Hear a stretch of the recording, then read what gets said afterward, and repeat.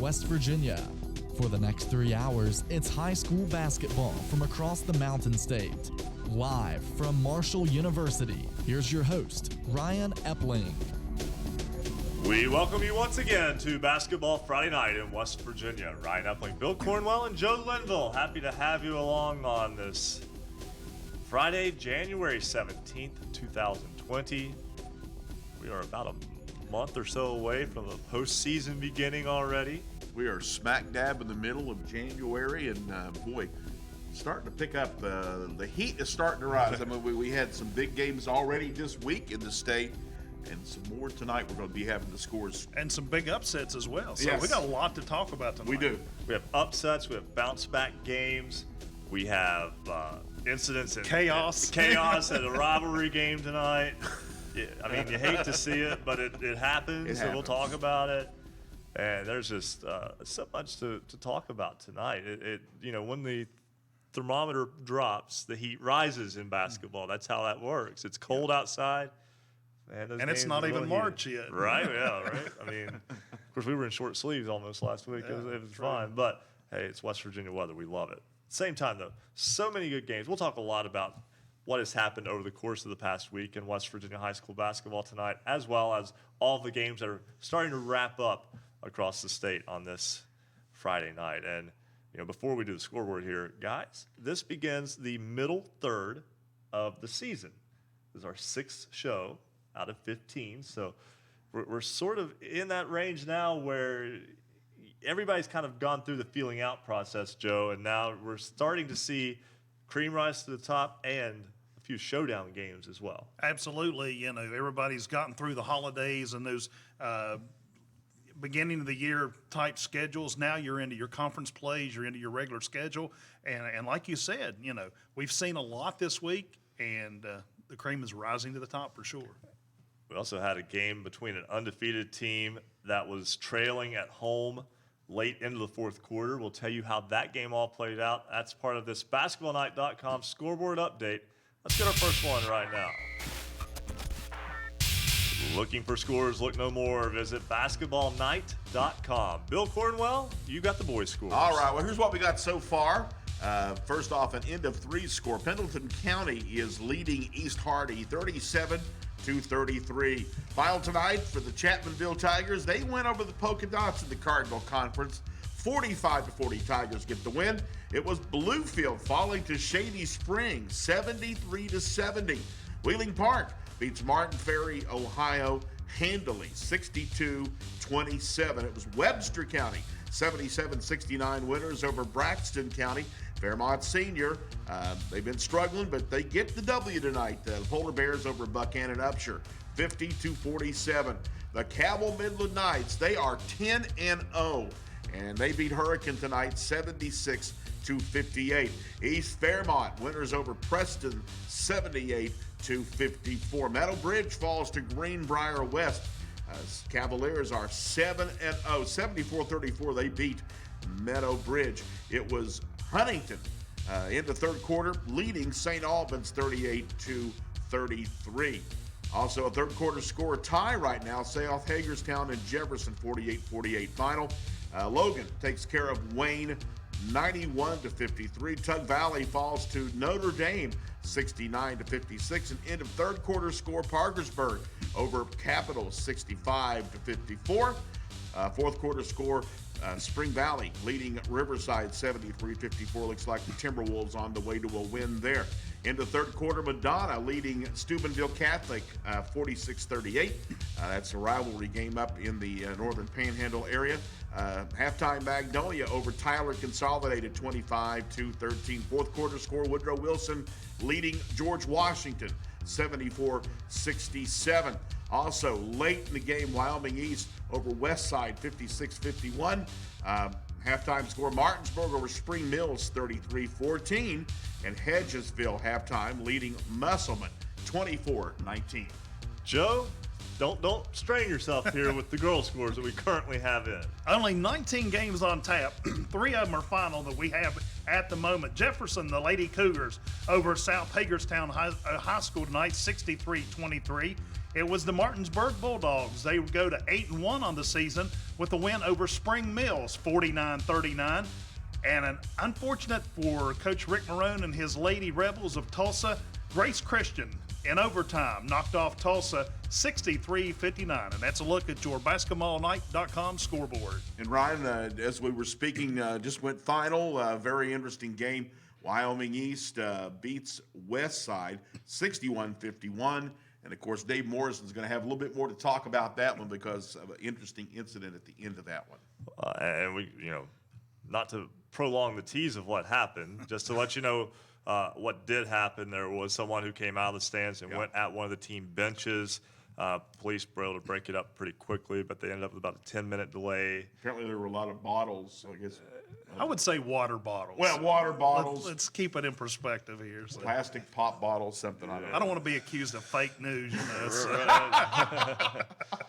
Stuff that shouldn't be flying. Exactly. But yeah. Exactly. Especially at a high school. Or any game as far as that goes. It don't belong there. Exactly. It does not belong there. Exactly. But, the way things have been going in Class AAA girls basketball, I think it's an interesting classification this year. You've got undefeated Cabell Midland. Are they the best team in AAA? Maybe, maybe not. Parkersburg is still very good and got a little bit taller recently with the addition of a 6'5" player who transferred in. And a team that is always steady, though, is George Washington. The Patriots are 7-3 this season. Yesterday, the Patriots were able to pick up a win at home over Woodrow Wilson, 63-53. The head coach of the Patriots is Jamie LeMaster. He joins us now on Basketball Friday Night in West Virginia. And Coach LeMaster, your girls at George Washington playing pretty good basketball right now. Well, they're picking a good time to do it. Yes, sir. They've had a tough week and a great week, and I'm taking a day just to catch my breath today and try to get refreshed a little bit. You had that big win last night at home over Woodrow Wilson, who is having a very good season of their own, a potential top 10 matchup there between those two teams. How was your team able to handle that win? How were you able to come out on top? Well, we had a real test earlier in the week against Huntington High School, in which we found ourselves down at the end of the first quarter. I believe it was 22-8, and in the timeout, I just stayed calm and coached them, and I said, guys, to give us a chance, you need to get this thing back to about 7 or 8 points to give us an opportunity. And fortunately, they got it tied at the half, and then in the second half, we were able to move forward and pick up, I think, a 12-point win over Huntington. So we learned to play through the score adversity. And then against Woodrow Wilson the other night, who's another very good team, very well coached, we had to learn to battle foul problems. And we were able to work through that. And, I think at the end of the third quarter, we were actually down and then found a way to play well through the fourth and show some basketball IQ and make some good decisions and make our free throws, and ended up, pulling that one out by 10 points. But both those teams are just tremendous athletes, tremendous coaches, and great test for our ball club. Jamie, you look at the Class AAA and the rankings and so forth, and it looks like once again, not putting down anybody else around the state, but probably a very good possibility 3 or 4 MSAC teams could be in Charleston come March. Yes, sir. It seems like that every year that the MSAC is always well represented, and a very tough league to play through. And when you play through the MSA schedule, and if you're, watch what you do in your non-conference and you schedule, solid opponents, you'll be very well prepared for looking ahead down the road towards the end of the season. Coach, you got looks like a veteran roster. Does that make it easier to coach or tougher to coach? Makes it a little bit easier. And when you said veteran roster, I wanted to say finally, because I've been so young. I've been so young for so long, but this year we have 6 seniors and 5 juniors, and we've settled in about a 7-player rotation. And in that rotation, I've got Calissa Lacey, who's a junior, Mary Lyle Smith, a junior, Maya Washington, a senior, Kaya Thompson, a senior, Vivian Ho, a junior, Lauren Harmison, a senior, and Nevaeh Harmon, a senior. So when you have those 3- and 4-year kids that are just not 3 and 4, they've been playing for 3 and 4 years, and they've been around, they understand, and, again, mentioning the MSAC and the schedules we play, by the time they get to be 17, 18-year-old juniors and seniors, they're well prepared. So it makes my job a little bit easier, but playing in this conference and this schedule is never easy. So, but it's nice to have some veteran kids around you. And speaking of veteran kids and kids who are a big part of your program, you mentioned Kalissa Lacey. Her stat line last night, 34 points, 6 rebounds, 5 assists, 5 steals. Tell me a little bit about Kalissa Lacey and what she means to your team. I'm glad she plays for me instead of against me. I'll tell you that right off. But Kalissa is just a tremendous individual. On the basketball court, obviously, she, has the flashy numbers, and it's not just a three-point scoring anymore. It's her ability to get to the rim, get the ball to other kids. And, I think her biggest asset, I was asked this the other day, is her ability to make kids around her better. And that's just what she does. And she never gets rattled. These last 2 games early, although there was some pretty aggressive defense, and it took her a few minutes to settle into that, but once she settled in and got that first shot to go down, she was able to do what Kalissa does, and not only on the basketball court, in the community, in the classroom, high GPA, very intelligent kid, comes from a great family, and she's just a joy to coach and a pleasure to be around. Jamie LeMaster, head coach of the George Washington girls basketball team, 7-3 after a come-from-behind 63-53 win over Woodrow Wilson. That followed a come-from-behind 66-54 win over Huntington earlier in the week. And they'll be back in action this upcoming week, a game at home against Riverside, and then next Friday, a game at Spring Valley. Coach LeMaster, thanks so much for joining us. Thank you for having me, and appreciate everything you guys do for girls basketball and the sport of basketball in general for West Virginia. Thank you. Greatly appreciate that, Coach. And again, Bill Cornwell, George Washington is a program that has been good for a long time. Consistent, absolutely. They don't necessarily have a state championship to show for it, but they make a run into Charleston almost every year. They are consistently in the state tournament, and they make a stand there, and they just really haven't been able to kind of get over the top. It seems like they never pick the year where this is going to be our turn.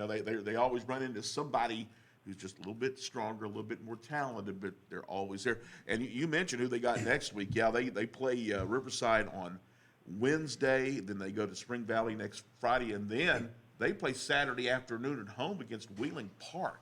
So in less than 24 hours, they got 2 games, road game with Spring Valley, home game with Wheeling Park. That should be a very interesting weekend next week for George Washington. We're going to step aside right now and take a break. When we come back, we're going to talk much more about that Wyoming East-West Side boys game. Tempers flaring, a little bit of a wild atmosphere tonight in that one, and a big win for the Warriors. All that and much more when Basketball Friday Night in West Virginia continues after break 1 here on the Fast Break Sports Network. Basketball Friday Night in West Virginia will return in 2 minutes on the Fast Break Sports Network.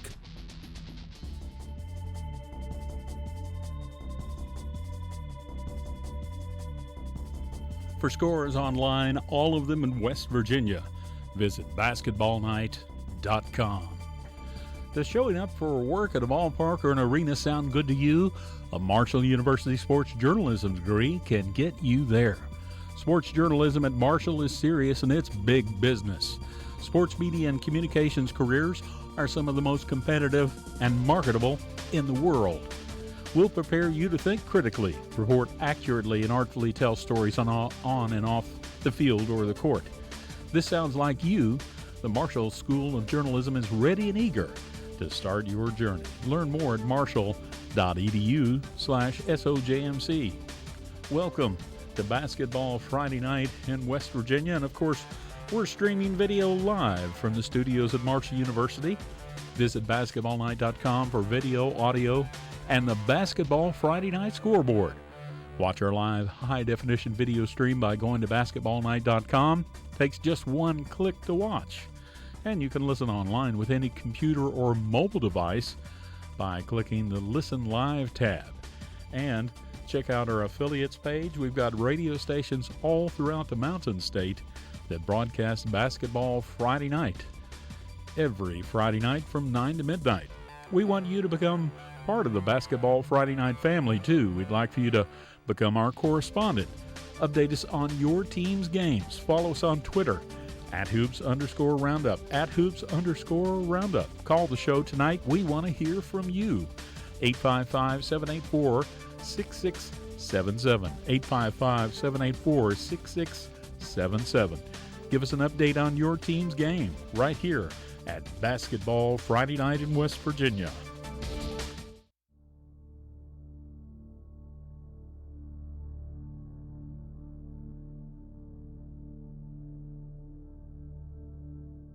Thinking about joining the Marshall family? Visit marshall.edu/tour and schedule a visit today. You can join us at one of our Green and White days and see what being a son or daughter of Marshall means. You'll visit with administration and staff and see what Marshall has to offer. Can't make it for Green and White Day? Schedule a visit to one of our daily tours and get a personal look at Marshall's campus. To register for a visit to campus, go to marshall.edu/tour or call 1-877-GO-HERD1.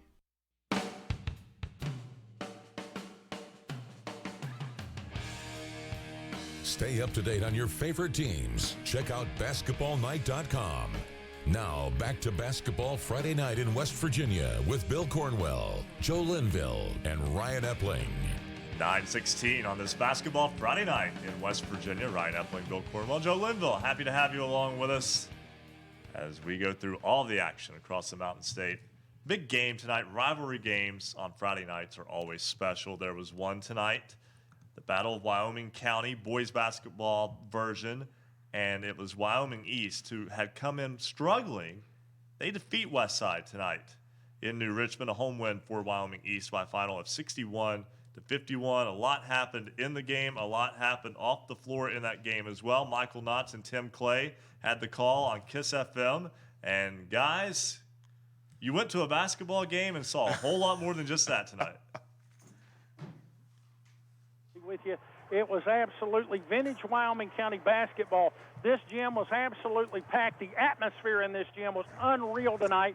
And it's just always it goes. There's always tempers flare and different things happen. But I want to tell you what, it doesn't take anything away. What happened to the stand doesn't take anything away of what happened on the basketball floor tonight, because I want to tell you absolutely these teams came out and gave everything they had tonight. But I'm going to tell you what, it was a tale of two halves tonight for the Westside Renegades. Starting out, Westside came out hot.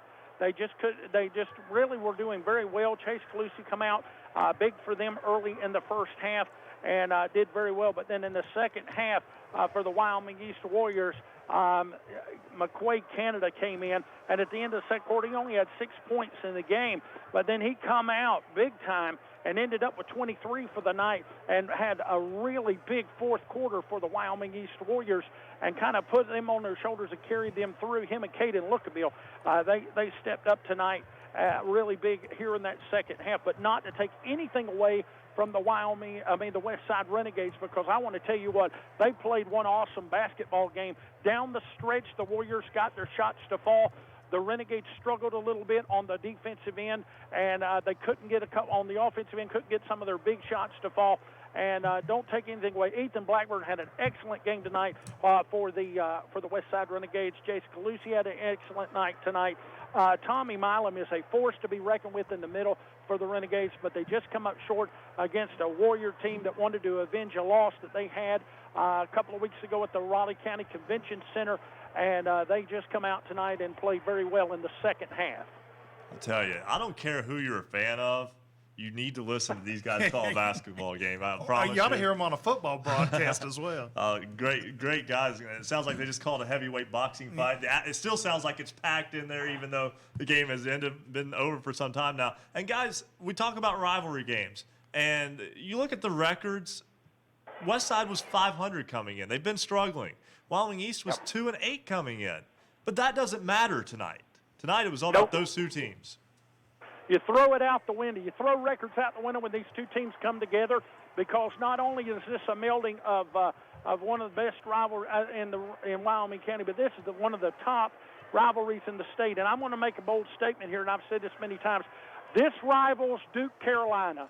Absolutely. You have to come experience this. You really do, because it is unreal. This gym is packed. Wyoming County comes together. And then as I'm looking out here right now on this floor, there's still people here. But as the game is over, we had some high tensions during the game. But I look out here now, Wyoming East folks are talking to West Side folks. They're just mingling around because in the end, folks, we're all Wyoming County here. We love one another. When West Side's in the tournament, West Side folks are up there cheering them on. When Wyoming East is in the tournament, West Side folks are cheering them on. That's the way we do here in Wyoming County. But I'm going to tell you what, when you put them on the floor together, this gym was packed. It was rocking. It was the place to be. What a game tonight. What an atmosphere, and you can hear it right now. West Side falls. Wyoming East gets the win in that Wyoming County showdown tonight. And I have to ask, and I hate to do it because I don't want it to overshadow that game. The game is what matters. But from your perspective, what did you see in that altercation that took place that delayed the game for about 10 minutes? Well, we had a situation where someone said something to one of the coaches, but I want to say this. In the middle of that, the Wyoming County deputies did a very nice job of stepping in and diffusing that situation before it got out of hand. They did a nice job, and it was just one of those situations that I will tell you this. People in the county know that's vintage Wyoming County basketball. That's just things that happen from time to time. But the folks stepped in and did a nice job of diffusing that situation. But it was a small, little, tiny thing compared to the game that these guys put on the floor. All the fun on the parquet down there at Wyoming East as the Warriors get the win tonight over West Side. Guys, thanks so much. Always a pleasure to talk to you. Absolutely. Thank you. All right, Michael Knotts, Tim Clay, KISS FM. I think the word is passion. Yes. There's a lot of passion in Wyoming County and that part of the state in general for basketball. Always has been, always will be.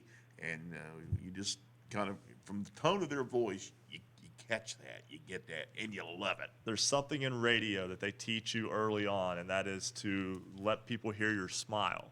Mm-hmm. You can tell they love that. They love the game, and it feeds off of them, and the records don't matter. That game was a big deal tonight. It was the biggest thing going in Wyoming County tonight. And Wyoming East gets the win over West Side in a very tight ball game tonight. And again, we need to go to one of those games. We need to just pack get up. get on the bus and ride. Yeah, get in the basketballnight.com limo and head on down. Be like college game day. We just we just show up and do it. We'll just take basketball Friday night on the road. There you go. And talk. Yeah, go ahead. I don't know if any of the janitors at the schools will let us stay till midnight. So that's the only problem. They turn out the lights. That's right. Yeah, and then they cut the power and away we go. But you talk about great atmospheres, and there was one earlier this week at the Logan Fieldhouse, Willie Akers Arena. Logan beat Chapmanville, ended Chapmanville Regionals boys 58-59 game win streak in state, and did so in kind of a resounding manner. It was 54 games. There we go. See, it's kind of like sometimes it's only been 3 or 4 days, but the streak has grown, even though it's like fishing. It's right. Just keeps getting a little bit bigger. But Logan got that win over Chapmanville. May have surprised some people. I think the folks down there are not surprised. Logan's playing really well right now. Logan, again, getting a win tonight over Wayne, 91-53. James Barker, WVOW, has had a nice week of basketball at Willie Akers Arena, James. It's been a fantastic week of basketball, Ryan. Got to see Logan and Chapmanville on Tuesday night. Got to call a great girls game between Wayne and Chapmanville in Chapmanville last night, and then Logan and Wayne tonight on WVOW and video production. And a big win. Let's talk about this game since it just happened, just ended up. Logan gets the win over Wayne by a final score of 91-53. And I was able to watch some of the first part of that game on video productions. It was kind of a tight game early on for, deep into the first quarter, nearly into the second quarter. But Logan is really playing very confident basketball right now. Yeah, Ryan, you're right. It was a very close game. First quarter score, 26-20 in favor of the Wildcats. Jake Merritt played really well early on for the Wayne Pioneers. I believe he had 12 points in the first half. But then David Early took over, finishing tonight with 40 points for the Logan Wildcats. He is now 36 points away from breaking Paul Herbert Williamson's boys record for the all-time leading scorer in Logan High School history. He's 93 points away from breaking Shane Gore's school record for most points ever in a Logan High School uniform. So a big night tonight for David Early. But what's really happening with Zach Green's ball club is that Early is really getting the ball distributed to a lot of these young players, and they are stepping up in big ways. Garrett Williamson Tuesday night had 3 big threes. Tonight you saw all but one person score in Logan's lineup tonight. So just a great job of distributing the ball, but again, a huge night for Early with 40 points. From what I've been able to see from this Logan team, watching a little bit of that Chapmanville game earlier this week, watching a little bit tonight of that game against Wayne, they moved the ball extremely well. Yes, and a lot of times it's that extra pass.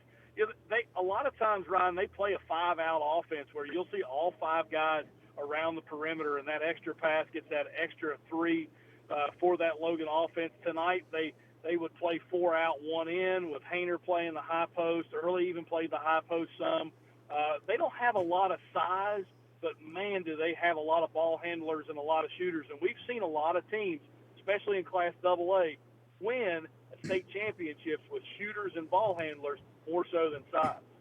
James, you know, excuse me, after last season, Logan at the beginning of this year only really had one player back that had any experience, and that was Hayner. What at that point, what was your thoughts on, you know, the upcoming season for the Wildcats? Good to hear from you, Joe. I haven't talked to you in a while, but yeah, it's a great question. You know, everybody around Logan County thought that, you know, this young team that was coming up from the middle school had won middle school championships in the Mid-Valley Conference. They had some young talent. They felt like this was going to be the group that kind of pushed them over the edge. So there was some reserved optimism for this Logan ball club. But when they, you know, with Hayner staying and Early coming back, I really think that optimism kind of culminated there Tuesday night, their first home game against Chapmanville, and, man, they played with so much energy. You really think the sky's the limit right now with this young ball club. Zach Green, talked to him before the game. I asked him how practice was this week. He said, man, Wednesday was rough. We were all coming off that big win. He said, but Thursday we got them refocused. And I feel like Zach's, you know, he talks about culture a lot. I think Zach Green is starting to build that culture back the way it was years ago for this Logan High Ball Club. And speaking of years ago, they honored the 2010 state championship team here tonight at Willie Acres Arena. So you got to see a lot of familiar faces in the crowd tonight. Mark Hatcher came down and was honored as well. So it was a fun night at Willie Acres Arena. James, talk a little bit about David Early. I mean, you talked about the fact, you know, obviously he had a big night tonight, but also, as you said, involving other players. I mean, a complete player, obviously making his bid for that Bill Evans Award as State Player of the Year. I was talking to one of the assistant coaches at Logan, Brandon Browning, and he had actually coached Early when he was a young kid, a third grader in the Buddy League system, and we talked about how Early has changed so much from his junior year to his senior year. And not only has he changed a little bit as a player, what he's really changed as his body type has matured. He's lost some weight. He's gained some muscle, but he's also matured on the floor. You don't see the frustration from Early that we've seen in a few years past. He doesn't play with that emotional frustration that he's had in a few years past. He gets more players involved and wants to get more players involved. I see him being a leader out on the floor right now, and you know, I don't know exactly what his recruiting process is right now, but somebody's going to get a steal here soon if they're able to wrap up David Early. And James, before we let you go, you mentioned you had a really good girls basketball game last night. Wayne getting a very tight nip and tuck game, a win over Chapmanville. And that was a game where there was offense galore. Those two teams shot the lights out of that one. Ryan, I say this completely straight-faced. That was one of the best basketball games I've seen over the course of the last 5 years. Girls, boys, doesn't matter. It was fantastic. I think everybody in attendance would agree with that statement. 74-72, Wayne able to pick up the victory over the Chapmanville Lady Tigers. Sarah Hooks was phenomenal for the Pioneers. She hit a barrage of threes in the first half. She finished with 30 points. Chapmanville took the lead into the third quarter, had the lead early in the fourth quarter, and Wayne able to battle back, and Chapmanville had a chance to win the game, had 2 foul shots, down 1 with 2.7 seconds to go, couldn't get the buckets to go in. Wayne gets fouled. They make 1 of 2 and win the game 74-72. Olivia Dalton with 19 points for the Tigers, Allie Williamson with 18 points. But just a fantastic game. Great atmosphere. Was the first pep section Chapmanville's had in quite some time, in a couple years. They put that in after the Logan game, so they expect their student section to make a little bit more noise moving forward this year. So it was a great atmosphere and just a great game between 2 really good girls basketball teams. James, I think you've had more good basketball than Chris Kidd has this week. Absolutely. That's the way I like it, Ryan. You want to keep it that way, I'll be very right? happy. There you go, That's James. right. James Barker, WVOW. Thanks so much, James. Always a pleasure. All right. Thank you, guys, and thanks for your show. I always do a great job. I greatly appreciate that, and always enjoy getting to talk with James around Chapmanville football and just he's everywhere. He is. He's one of those people, you go to a game and there he is. Right now, speaking of everyone and there he is, let's go over to the score desk to Spencer Dupuis with a scoreboard update. Yeah, thanks, Ryan. Breaking in boys basketball, Cameron Dragons bounce back from back-to-back losses to Hunter and Trinity Christian and defeat Tigers Valley 53-52. Garrett Scott scores the game-winning layup with 3.5 seconds left. Back to you guys. Thanks so much, Spencer, for that scoreboard update. We greatly appreciate that. We're going to step aside, take a break. When we come back, much more basketball to talk about, including a full scoreboard update as well. This is Basketball Night, Friday night. Basketball Friday night in West Virginia. Break 2. Don't break stuff over there on the Fast Break Sports Network. Basketball Friday night in West Virginia will return in 2 minutes on the Fast Break Sports Network.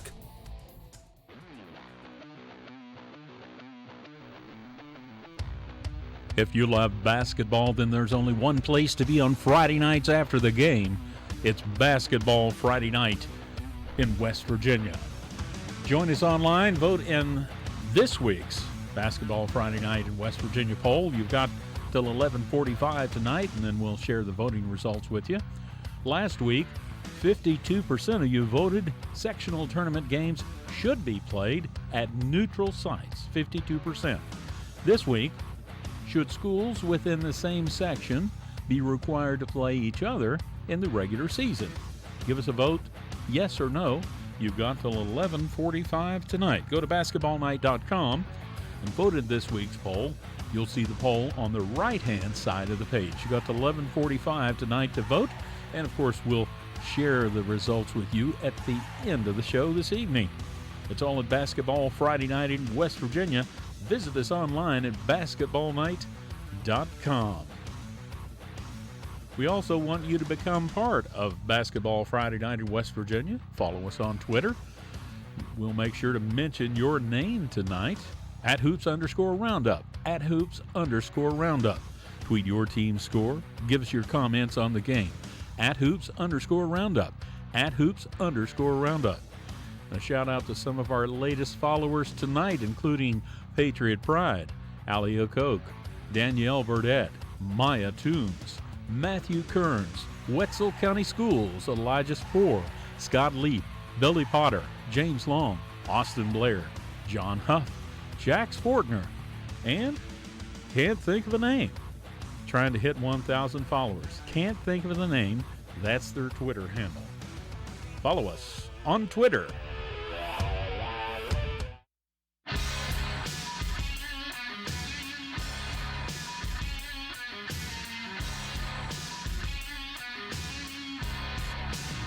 This is high school basketball's home for the Mountain State. Basketball Friday night in West Virginia on the Fast Break Sports Network. Now, back to your hosts, Bill Cornwell, Joe Linville, and Ryan Epling. 9:34 on this Basketball Friday night in West Virginia. Ryan Epling, Joe Linville, Bill Cornwell. So happy to have you along with us. And, we've been talking about games that are going on tonight. So many good basketball games tonight. And what a week we've had, too. Had a rivalry game where we talked about it earlier, Logan beating Chapmanville in boys basketball earlier this week. The Mohawk Bowl basketball edition, part 2, was this week as well, and Morgantown knocked off University at University. So, University might be the best team in the state and might not be the best team in the city. Hey, we talked about it last week. A lot of good basketball being played in Morgantown between WVU's men's and women's and the 2 high schools. Now Trinity, we mentioned the fact they've been kind of struggling, but other than that, a lot of good basketball being played in Morgantown, and then of course Morgantown got a W on the boys' side tonight over John Marshall. Pretty easy win. In fact, they won by 47 over the Monarchs, going 10-1. And as you say, that's why they play the game. That's why they play the game. It is, and it just goes to show too that University, reigning AAA champs, they lose at home to a sectional rival. Chapmanville, 2-time reigning AA champs, they lose to a sectional rival.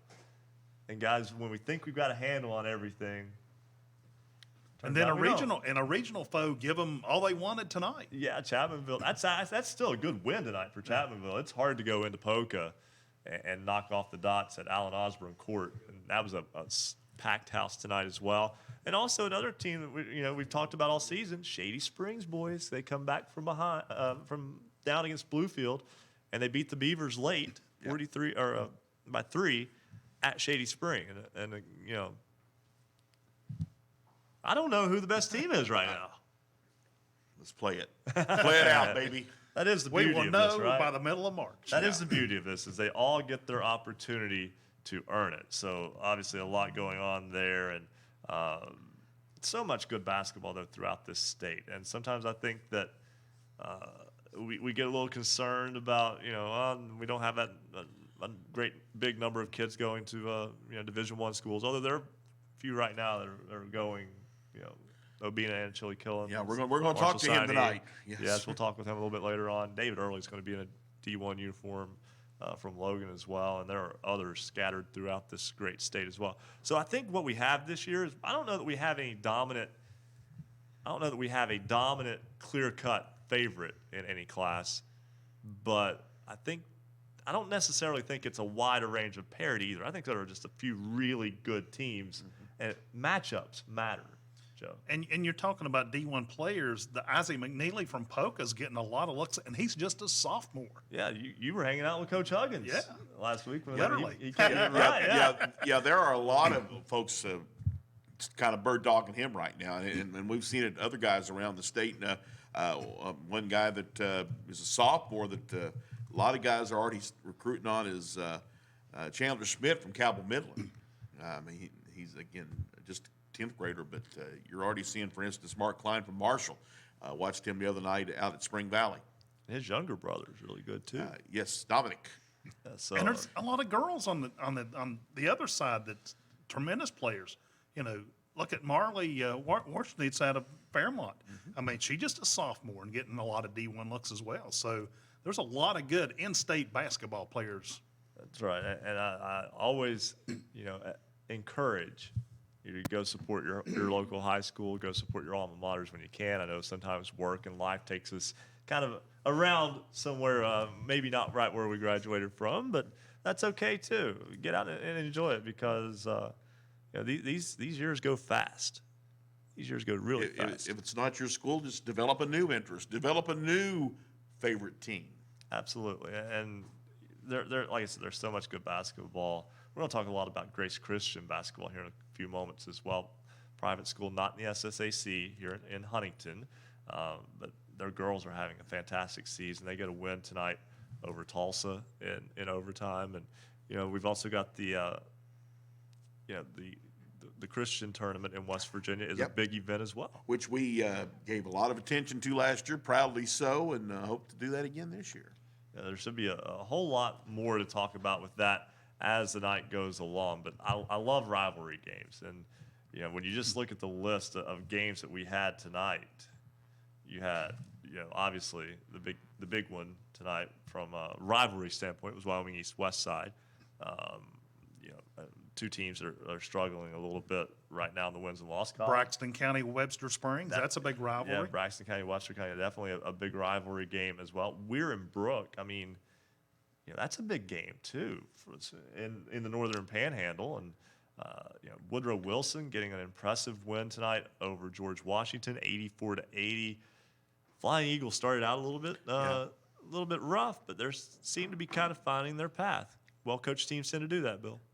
Nice work by Ron Kidd, not losing these guys with a little bit of early problem. Also had a big game between Hedgesville and Musselman as the teams that are in Class AAA Region 2, Section 1 sort of sort themselves out tonight. Woodrow and GW, that even though they're two different towns, there's no love lost there. No, I remember there was a very good Woodrow Wilson team the first year we did this program, so 2013-2014 season, and they were just kind of cruising right along, got to the regional final, lost at home to George Washington, who was led by John Elmore. Mm-hmm. There you go. Small world. He went on to have a pretty good career at Marshall and is now playing basketball in Italy. Actually moved this week, moved from Trieste in the Division I league to Sicily. He's down in Sicily now. Yeah. Playing. Rough life, right? Rough life.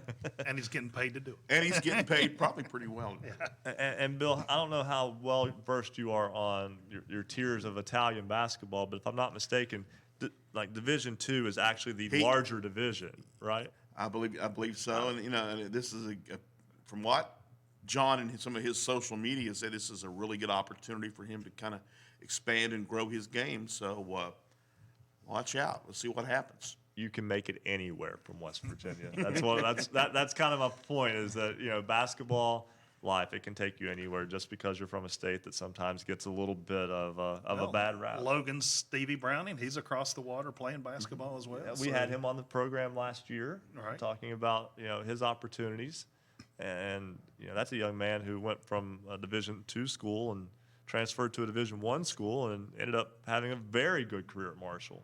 And you've still got Logan Rout playing big minutes at WVU, who's having a spectacular men's basketball season. There's basketball all throughout the state, and again, Chase Harler is a native West Virginia as well. And then Jared West has been maybe Marshall's most consistent basketball player this year. He was a Conference USA Player of the Week a few weeks ago.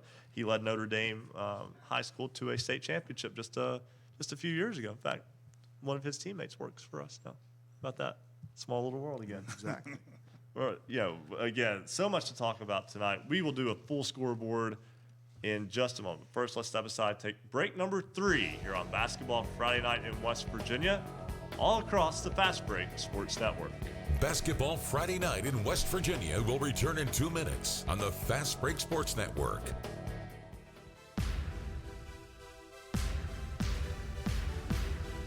We are high school basketball's voice in the Mountain State. This is Basketball Friday Night in West Virginia.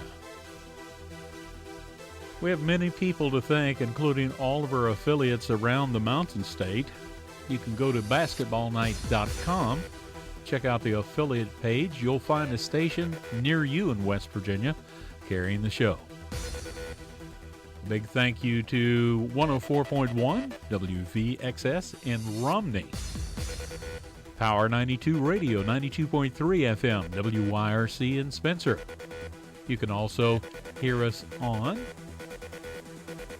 1360 AM, 97.1 FM, WHJC in Matewan, 105 KQV, WKQV Cowan, 105.5 FM, and heard in Braxton County on 106.9 FM. We're on 103.7 Jack FM, WQWV in Fisher. We're on the Valley's Watchdog, 1600 AM, 98.1 FM, WKKX in Wheeling, and 1370 AM, 97.7 FM, WVLY in Moundsville. You can hear us on 92.5 FM, WTHMLP, Ravenswood, Ripley. We're also on Knights Radio, 91.5 FM, WRSG in Middleburn. Talk Radio, WRNR, Martinsburg, 740 AM, 106.5 FM. We're also on Marshall University's flagship station, The Cutting Edge, 88.1 FM, WMUL in Huntington. Visit us online at basketballnight.com. Cable subscribers in the Huntington region can find us on Comcast Channel 25 and Armstrong Digital Channel 204.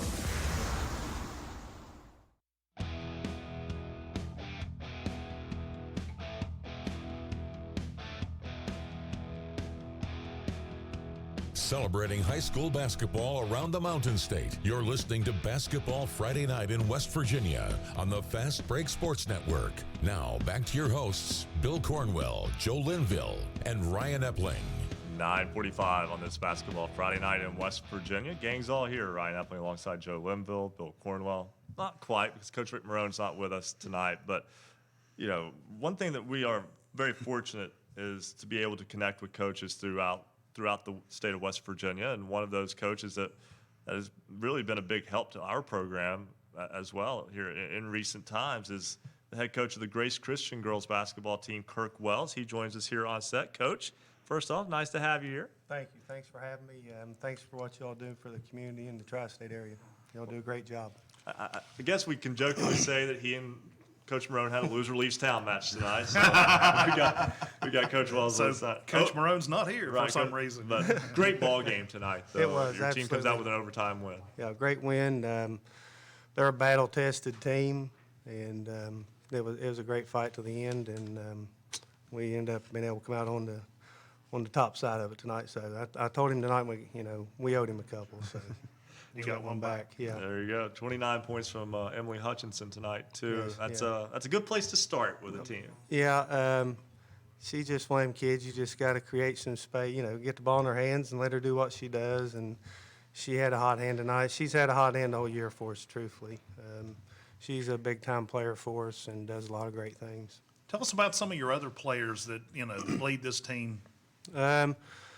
She's a co-captain with Samantha Wells. Samantha tonight, she had 18 points, I think 14 boards and 5 blocks. So she's a big key contributor, and we could sit here and talk about stats, but I'm not a huge guy of stats because we win a lot of games because of the plays that are made that are not on the stat sheet. And we got Carmen Bruton, who just plays with a big heart. She makes the plays that's not on the stat sheet for us, does a lot of good stuff. Her, Hayden Bailey. Hayden Bailey is a freshman. Carmen is a sophomore. Hayden is coming into her own. She attacks the ball. She attacks the basket well, plays really good defense, strong kid.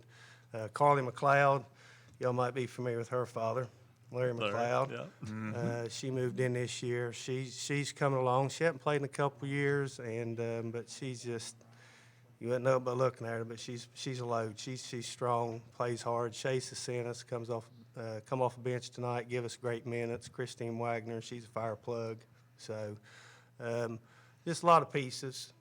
Yeah, Larry McLeod was the 1992 State Football Player of the Year from Buffalo Wayne High School, had a spectacular career at Marshall University, and ended up in the 49ers camp for quite some time as well. That was back again through the 90s. And Coach Wells, with your basketball team, it almost looks like a public school schedule. You play a lot of the teams around here that people are familiar with, and Right. you've had a lot of success against them this year. We have. We've been fortunate to win some. We've lost some.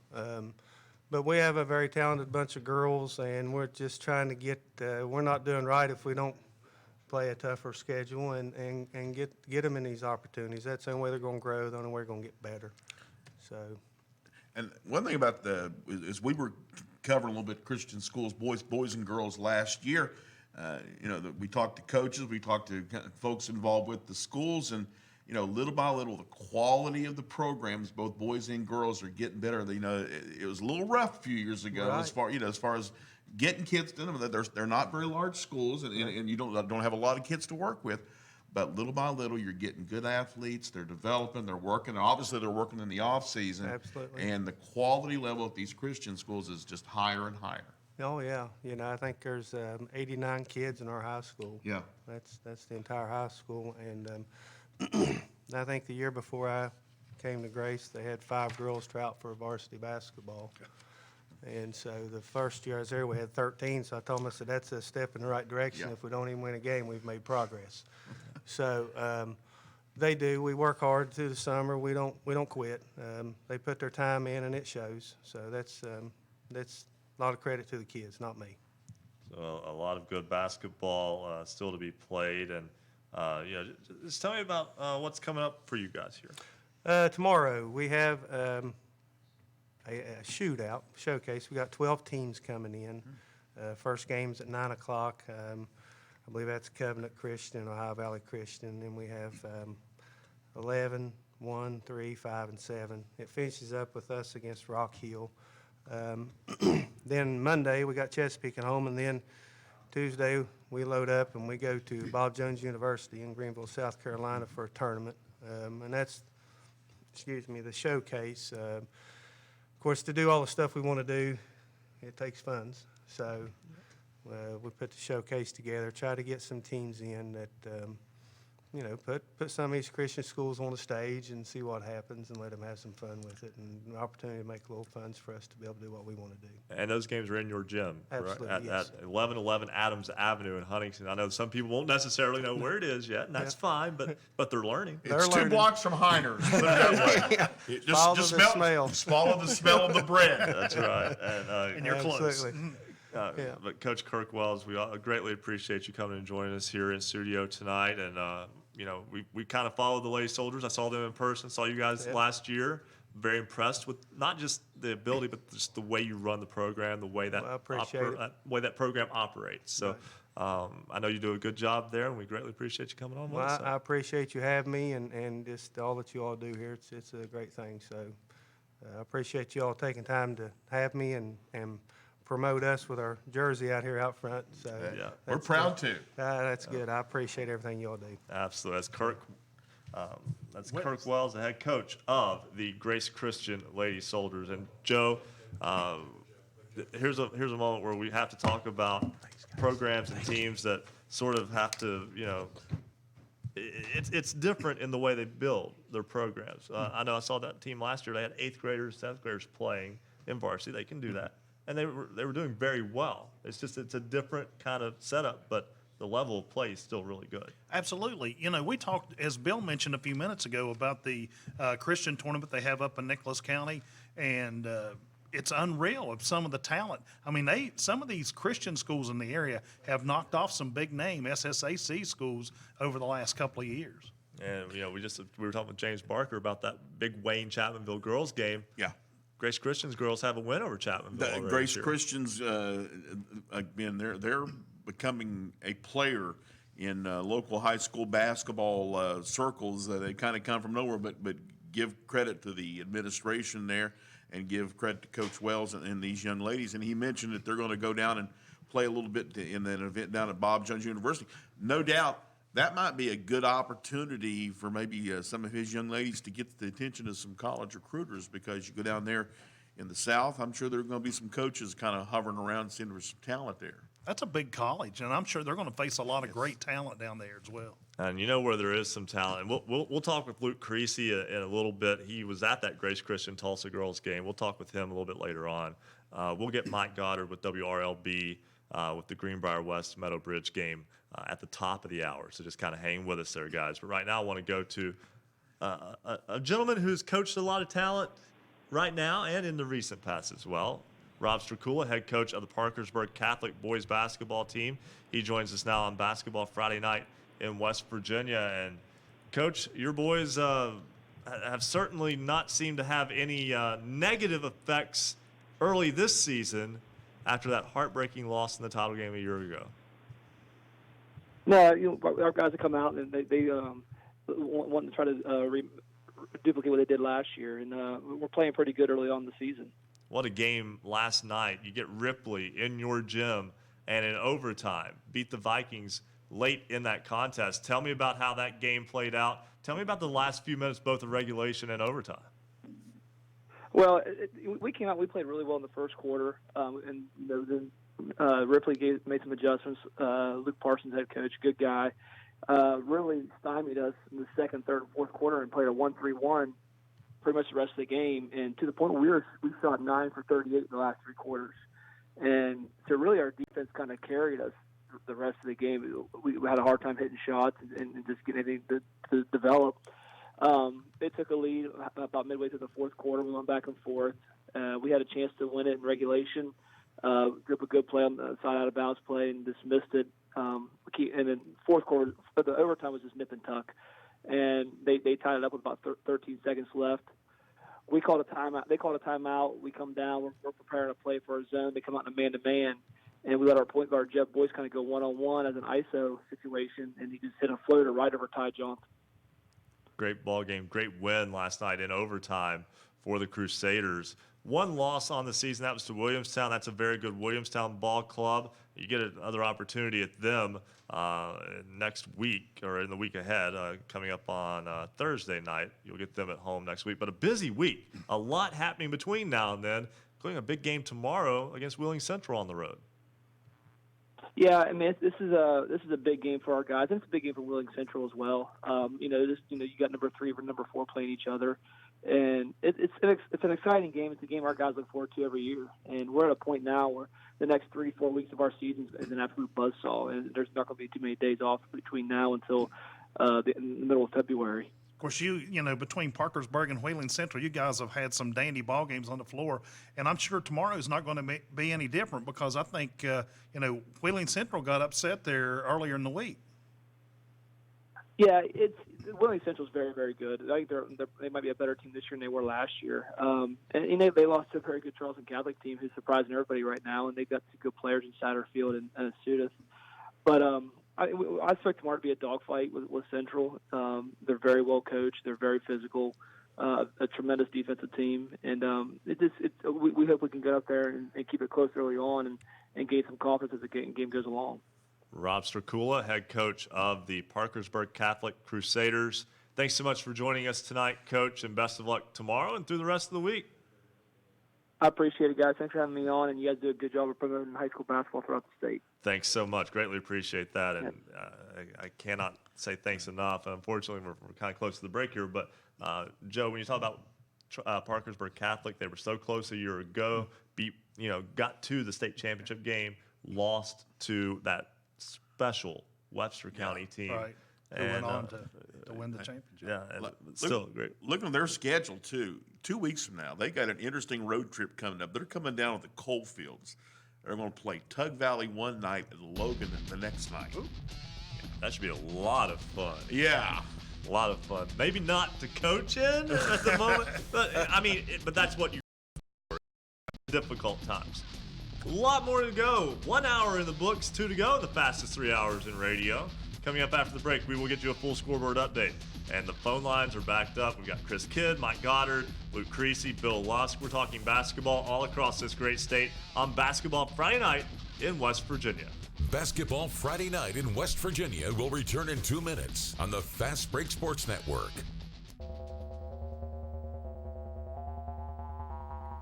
For scores online, all of them in West Virginia, visit basketballnight.com. There's many places to listen and watch Basketball Friday Night in West Virginia. You can watch our high-definition video on YouTube. Go to basketballnight.com. Just click to watch. We're also on Facebook Live. Go to Basketball Friday Night on Facebook. We're on Periscope, on Twitter, @hoops_roundup, @hoops_roundup. And if you're in the Huntington, West Virginia area, you can find us on Comcast Channel 25 and Armstrong Digital Channel 204.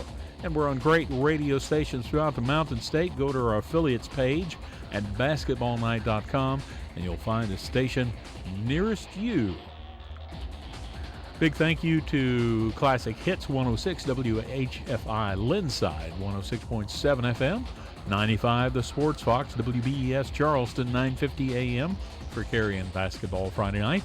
We're also on the Voice of the Coalfields 101.9 FM, 1290 AM WVOW in Logan, Light Rock 93R WRRR St. Mary's 93.9 FM.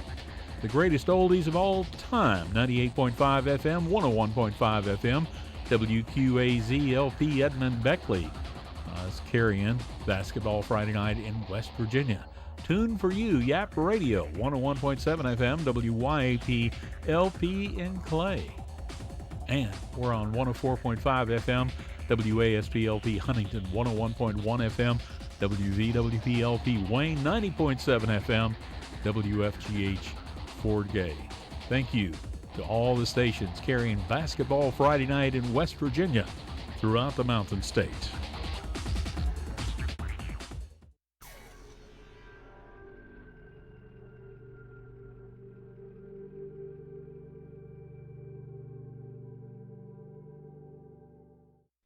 Looking to take some classes but not sure you can make it to campus? Marshall offers a wide variety of online classes that fit your needs. Visit marshall.edu/MUonline and register today. Marshall offers more than 200 online courses, and undergraduate and graduate majors offered exclusively online. Are you waiting for the perfect time to get your degree? Now's the time. Visit marshall.edu/MUonline, where you'll find that Marshall is the right fit for you. Welcome back to Basketball Friday Night in West Virginia. To join tonight's program, call 855-78-HOOPS. That's 855-784-6677. Follow us on Twitter @hoops_roundup for all the scores all the time. And visit basketballnight.com for a comprehensive look at schedules and standings for every team in the state. Stay tuned. Another hour of Basketball Friday Night in West Virginia begins right now. 10:01. We've got 2 hours of program left, and guys, I already feel like we're behind, so we got to get going. So we got a lot to get in. So let's just jump right back into Basketball Friday Night in West Virginia. Ryan Epling, Bill Cornwell, Joe Linville with you. We will hear in just a moment from Mike Goddard, WRLB, the Greenbrier West Meadow Bridge game. Chris Kidd, WVOW, had the Chapmanville Polka Boys game tonight. We'll talk with Luke Creasy, who had the Tulsa Grace Christian Girls game tonight that went to overtime. And we'll also talk with Bill Lusk, assistant coach of the Man Hillbillies. All that and much more as Basketball Friday Night in West Virginia gets going here. But as we start hour 2, it's time for another scoreboard update.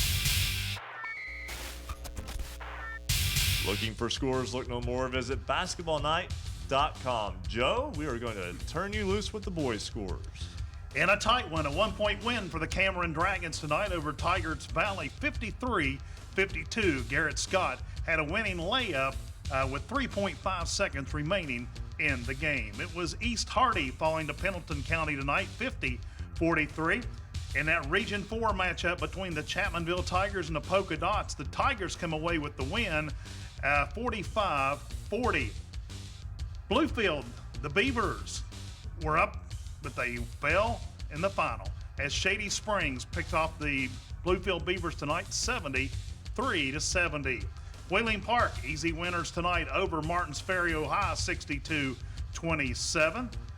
And the Mid-State backyard battle, it was Webster County over Braxton County, 77-69. Fairmont, the Polar Bears pick up a 50-47 win over Buckhannon Upshur this evening. Charleston Catholic, the Irish, over Buffalo, 81-51. Hurricane, the Redskins, they fall to Cabell Midland tonight, 76-58. It was the Preston Knights falling to East Fairmont, 78-64. Frankfort pick up a win tonight over Kaiser, 56-39. Grafton winners tonight over Lewis County, 75-66. Greenbrier West, the Cavaliers, go to 7-0 on the season. They pick up a win over Meta Bridge, 74-34. Mountain Ridge, Maryland, winners tonight over Hampshire, 72-50. Pocahontas County, the Warriors, they fall to Harmon tonight. The Panthers pick up the win, 56-39. 100, it's the Hornets over East Richland, Ohio, 69-38. Huntington, the Highlanders over St. Albans, 49-43. Both teams now 6-4 on the season. Here was a big scoring game tonight. Riverview knocks off Independence 109-100. Whoa. Yeah, really. 209 points scored in that one. Let's double check that one. Yeah, really. South Hagerstown, Maryland falls tonight to Jefferson, 65-61. Morgantown knocked off John Marshall 85-38. It was Logan over Wayne 91-53. David Early for the Wildcats had 40 points in that game tonight. Man, Hillbillies continue to roll. They go to 7-1 on the season with a win over Lincoln County 55-42. Tug Valley falls to Notre Dame 69-56. Parkersburg, the Big Reds, winners tonight over Capital 77-70. Williamstown winners over Ritchie County 60-42. Spring Valley, the Timberwolves, pick up a win over Riverside 75-54. Gilmer County over Roane County 43-40. St. Mary's, the Blue Devils, pick up a win tonight over Wirt County 75-49. Magnolia winners tonight. They go to 9-2 with the win over Tyler Consolidated 50-38. Brook falls to Weir tonight 62-41. And at Woodrow Wilson picks up a big win tonight and a close one over George Washington 84-80. It was the backyard brawl in Wyoming County as Wyoming East knocks off Westside tonight 61-51. Spring Mills falls to Martinsburg 72-36. And it was Musselman falling to Hedgesville 43-36.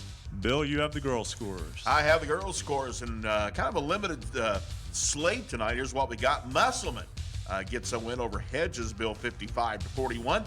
It was Jefferson over South Hagerstown 63-23. Petersburg beats Moorfield 47-33. Martinsburg over Spring Mills 49-39. Grace Christian beating Tulsa in overtime this evening by a score of 63-59. In that game, 29 points for the Lady Soldiers by Emily Hutchinson. So a win for Grace Christian in that one. Elsewhere, it was Lincoln County losing to Mingo Central by a score of 55-49. In Greenbrier West falls to Summers County by a score of 83-34. And in that game, Gavin Pavant scored her 1,000th career point. She had 31 points in the contest for the Summers County Bobcats. That's it. All right. Just kind of end with a whimper. That's how it goes sometimes. But you talk about teams that are playing well, still undefeated, the Greenbrier West Cavaliers. They knocked off Meadow Bridge in boys basketball tonight, 74-34. Mike Goddard, WRLB, joins us now on Basketball Friday Night in West Virginia. And Mike, another strong performance from the Cavaliers. Yeah, it was. First of all, I want to say thank you because we've been trying to get the girls' score, so give us an update there, get us up to speed here in Charmco. There you go. But, tell me a little bit about that win tonight. Well, I tell you what, Greenbrier West faced a Meadow Bridge team that's had a little bit rough this year. They came into tonight's game 0-9, but Mark Gladwell does a really good job with those guys down there, and they came out on fire from the opening tip, and it was kind of nip and tuck for the first several minutes. Greenbrier West hits a three just before the end of the first quarter, and we led it 15-10 after one. In the second quarter, I think Greenbrier West bench just a little bit deeper than Meadow Bridges, and really started to pull away from the Wildcats. It was a 22-5 run there in the second half, so we led it 37-15 at the half. That continued on in the third quarter. Outscored Meadow Bridge 24-8. We had a 61-23 win or lead after three, and finished it off there. A lot of subs in the game late. A 74-34 win, and it was a pretty nice week for us. We got a win Tuesday night at Summers County. 2 wins within the conference for us, and a pretty solid start, I think, here heading into Sunday's West Virginia HIT seeding meeting. I was going to say that meeting comes up Sunday, and that will kind of help shape the schedule for the remainder of the year. That's something that's not quite set in stone just yet. Exactly, and you kind of look at the teams that are going to be participating there. You know, Clay Battelle sitting there at 9-1. They don't play again until next Tuesday night, so we'd like to think that, it's a 2-horse race for the number 1 seed there in that tournament. But 1 or 2 would be nice. It would hopefully get you, that home game in the semifinals. And we were fortunate enough to win that championship last year. We'd like to go back and defend it this year. Should be a lot of fun. Mike, I got to give a little credit to Coach Jared Robertson for the Cavaliers because obviously he had the kids ready for the game tonight. I mean, they can look at Meadow Bridge and maybe say, well, they're 0-8, and there's always that temptation to kind of look down. But obviously, looking at the score and just the performance tonight, Coach Robertson didn't allow that to happen. Well, that's exactly right. He's instilled a one-game-at-a-time mentality with these kids.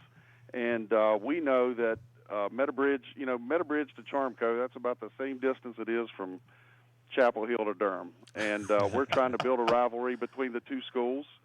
And it's not really hard to do with the communities being so close.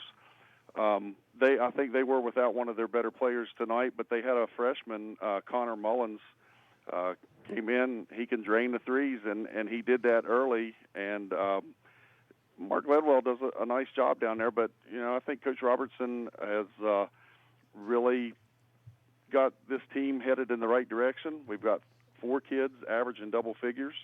Caden Pack is almost 19 points a game. Chase Boggs is 17.5 points a game.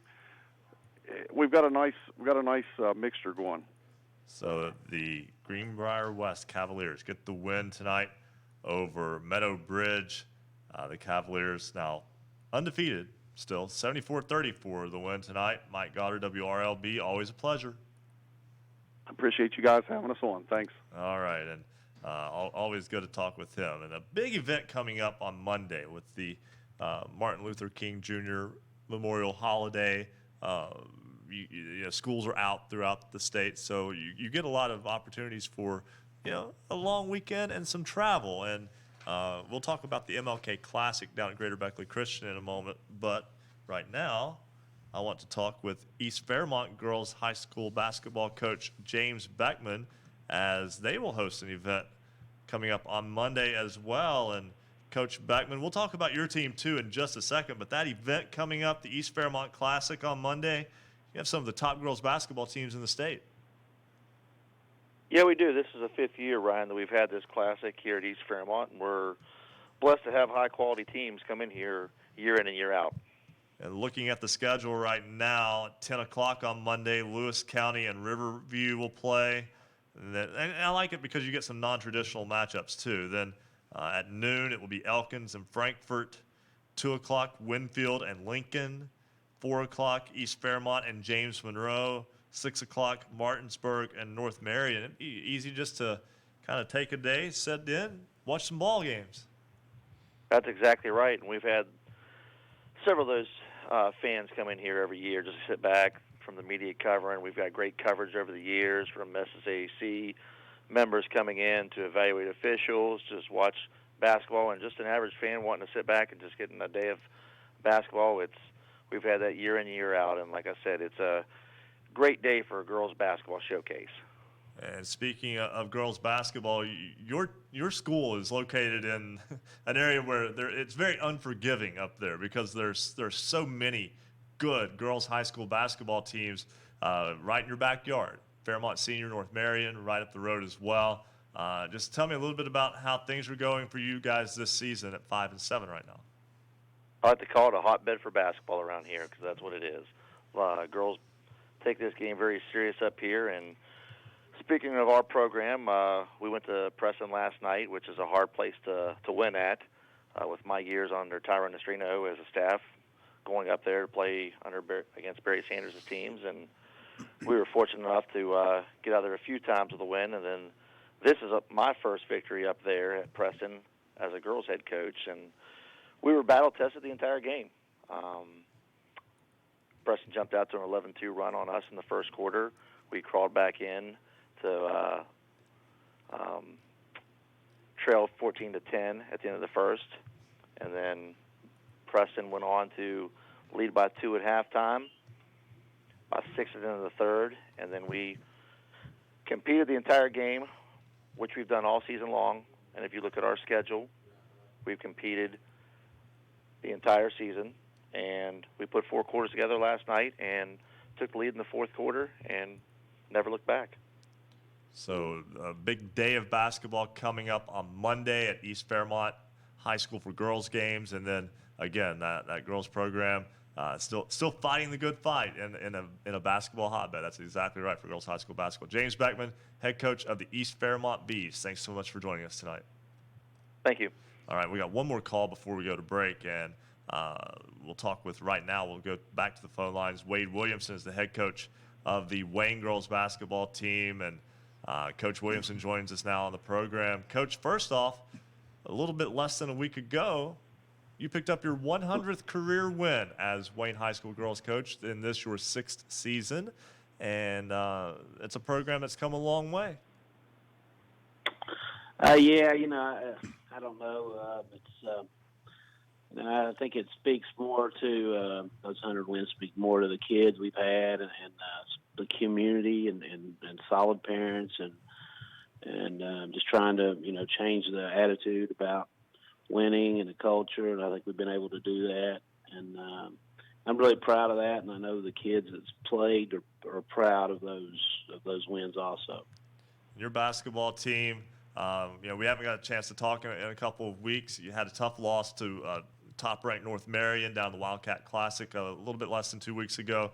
But since then, bounced back with 5 straight wins and 2 really good road wins this week at Mingo Central and Chapmanville. Tell me a little bit about being able to go on the road and get those wins.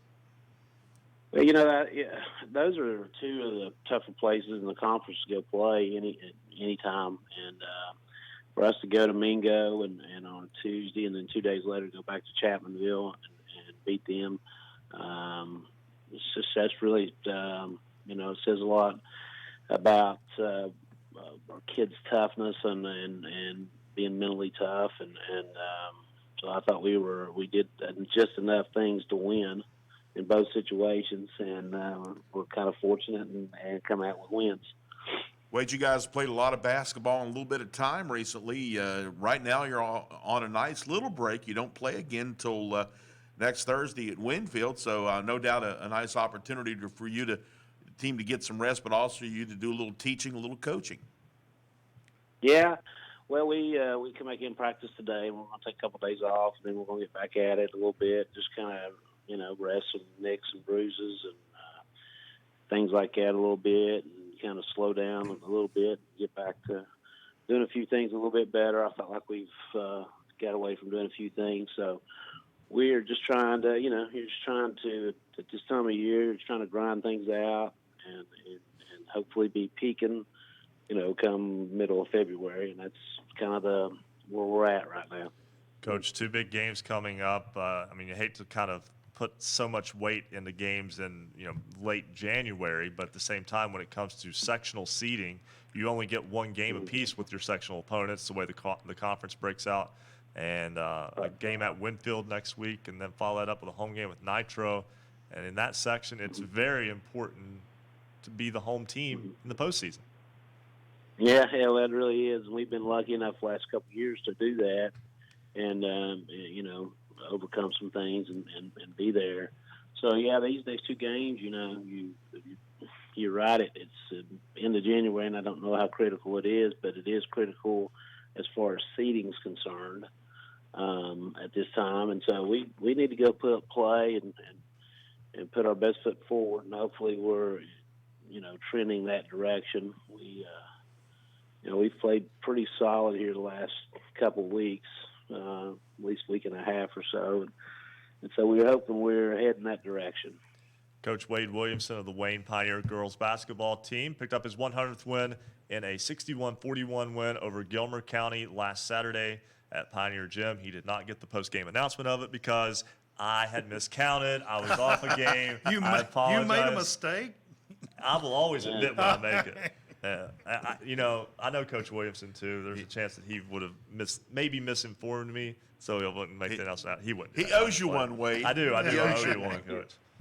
And I don't owe me nothing. Coach, congratulations, though, again. Thanks for joining us tonight. I appreciate it.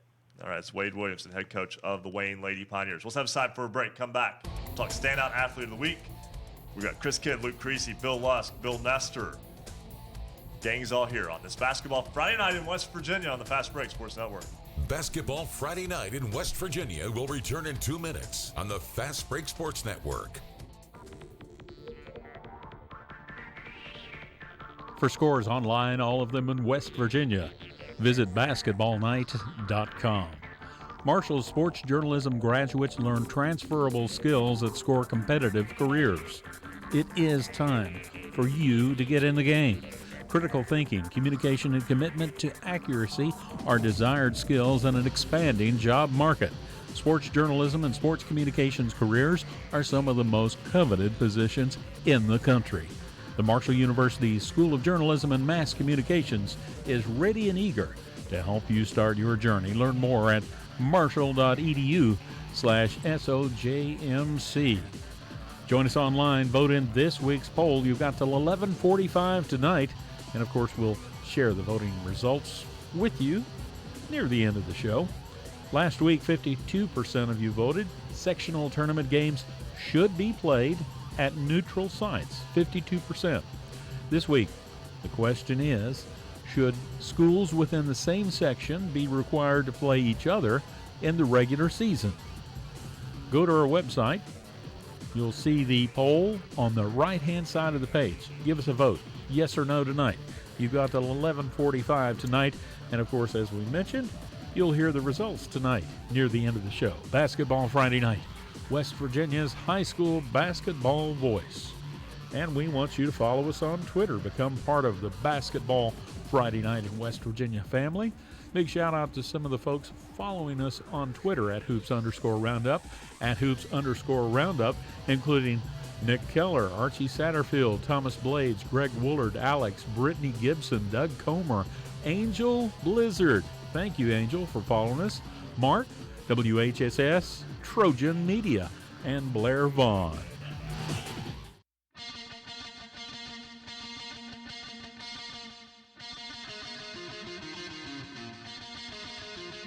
Stay up to date on your favorite teams. Check out basketballnight.com.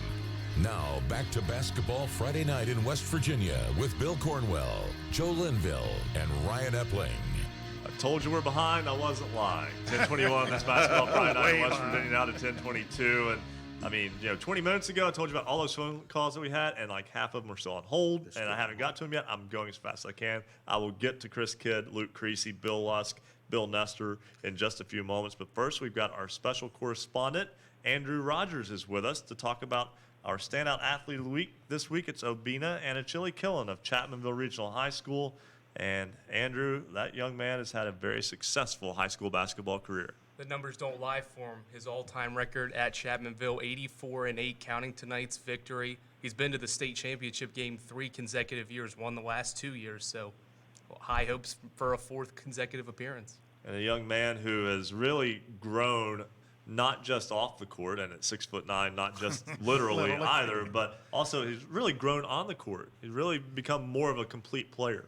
Absolutely. When I had a chance to talk with his head coach, Brad Napper, he really pointed out how his freshman year he was really 5 feet and in, but since then he's been able to expand his game. They even use him at the 1 at times, and he pointed out they like to put him on the team's best player because he's so versatile and can guard so many different players.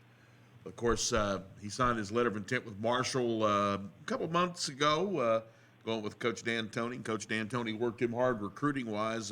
He had offers from Big Ten. Yeah, he had several offers, including from the Big Ten, Penn State, VCU, good program there in the Atlantic 10. Picks the herd. Yeah, very interesting. I mean, it's a huge get for Marshall as well, the top player rated by ESPN in the state. And with D'Antoni's system, it kind of fits well because he can shoot it from the outside but also can handle the basketball. A lot of expectations for him in a year, but right now he's finishing up a very successful high school career. He's Obina Anachili Killen. Andrew has more on this week's Standout Athlete of the Week. The late National Basketball Association Commissioner Emeritus David Stern may be accredited for making the game of basketball global. His impact and vision have opened up opportunities for young players around the world to seek opportunities in the United States. One player is Obina Anachili Killen, whose work ethic, talent, and leadership make him this week's Standout Athlete of the Week. Anna Killen grew up in Nigeria before eventually finding his way to his new home in Chapmanville, West Virginia at age 15.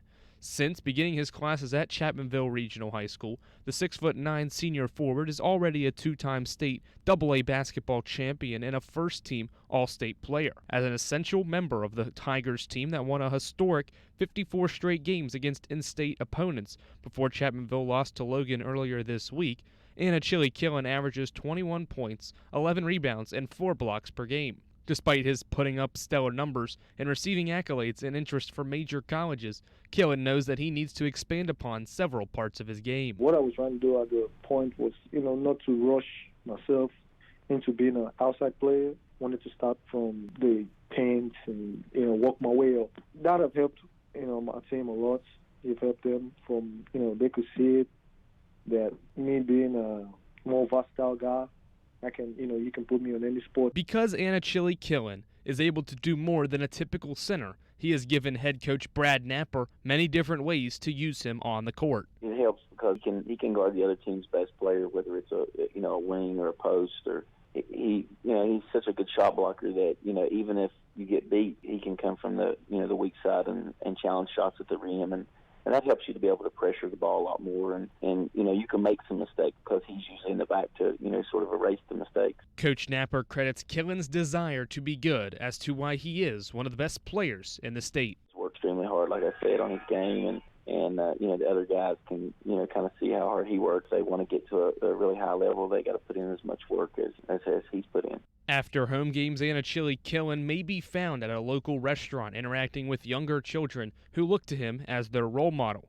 Assistant coach Ashley Dalton says Anna Killen not only makes an impact with his teammates, but within the entire Chapmanville community. He's the perfect example of what you would wish that your own child would turn out like. He's humble, he does the right thing. He's just that kid that the community's wrapped around. He walks in a room and he's always smiling. He's always happy. Nothing negative, from him. It's just all positive, just like he just lights the room up. So, I agree with this attachment to Obina, and just like everybody else in Chapmanville has. And he's kind of, I guess you'd say, he's the center of the basketball team, and he's the center of the community. When he graduates from Chapmanville this spring, Anna Killen will attend Marshall University on a basketball scholarship. The reason he chose the Thundering Herd is because of the family atmosphere. The more I kept going there, everything got better. I wanted to go to a school that was going to, bring me in as a family and, teach me the way, work with me and believe in me on the basketball court. Before he begins his anticipated college journey, where playing major college basketball may help catch the eyes of NBA scouts,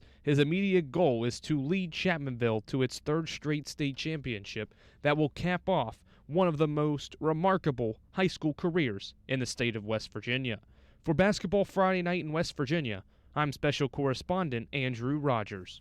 Thanks so much, Andrew, and we hope to be able to speak with Obina Anna Killen in a little bit later on in the program. And Joe, before we go right back to the phone, obviously we don't have much time. Right. But, very, very humble young man. He is. I mean, you see him at the ball games or before or after a game, you stop and he'll talk to you, and just very friendly, very, very cordial, just somebody you enjoy talking to. Yeah, and looking forward to getting to talk to him here tonight. I know Marshall fans are very excited about having him in a Marshall uniform. And I will guarantee you, just as when Shayna Gore was at Marshall playing women's basketball, and there were always a lot of faces from Logan in the audience, there will be a lot of folks making the trip up from Chapmanville to watch Obina and the Herd in the future years. Route 10 will be hot. Route 10 will be smoking hot. Well, you know what's smoking hot right now are the phone lines here. Yeah. Basketball Friday Night in West Virginia. We are almost – we don't have any space. We need to go. So Bill Nestor, WPDX, joins us now on the program, voice of the Robert C. Byrd Eagles. And Bill, this resurgence for RCB continuing. It sure has. 6 straight wins, a big one tonight over Elkins, 57-24. And it's all started with defense, guys. They did a good job holding the Tigers to single digits in every quarter in this contest. And during this 6-game win streak, just allowing 32 points per game. Tonight, Corey Miles, the only senior contributor, major contributor, had 18 to lead the way. Jeremiah King with 13. So a big win all around over Elkins, setting up a big game tomorrow afternoon as Tug Valley comes to town. The last 2 Friday nights, Robert C. Byrd has allowed 21 points to Fairmont Senior, and then 24 tonight to Elkins. And you mentioned defense. It's not just a talking point. That's legitimately strong defense. It really is. And, the team buys into the theory of defense leads to easy offense. A lot of RCB's scoring is done in the fast break style of play. Transition buckets, easy transition buckets are important. In order to get that, you've got to play solid defense, get some steals, and also rebound the ball well to kickstart the fast break. They're doing all of those things defensively, leading to scores, and at the same time, forcing other teams offensively away from the basket, not allowing them to get any offensive flow, and really getting a good job providing help side defense as well. They've got a couple guys averaging a couple block shots a game, and so it's really been a good team atmosphere here during this 6-game win streak. So tomorrow, Tug Valley will make the trip from Naugatuck up Route 119 to Charleston, hit 79 to Clarksburg, and then over to One Eagle Way to take on the Eagles tomorrow afternoon. And then Robert C. Byrd will also have a game next week at North Marion, and then next Friday night, a home game with Buchanan Upshur. Bill Nestor, always a pleasure. Sorry we don't have a lot of time tonight, though. Guys, thanks for giving me a chance to talk with you. Have a great rest of the show and a great weekend as well. Absolutely. Greatly appreciate that. That's Bill Nestor, WPDX, voice of the Robert C. Byrd Eagles. And, big win this week for Logan over Chapmanville. We'll do one more call before the break, and that is Zach Green, head coach of the Logan Wildcats. They also get a win tonight over Wayne. And Joe, I know you know Coach Green pretty well. I'll let you handle this. All right, good deal. Coach, first of all, a lot of excitement in this running Wildcat basketball. This is something you wanted to get to. You guys are really speedsters on the floor. I mean, hustle from really start to finish.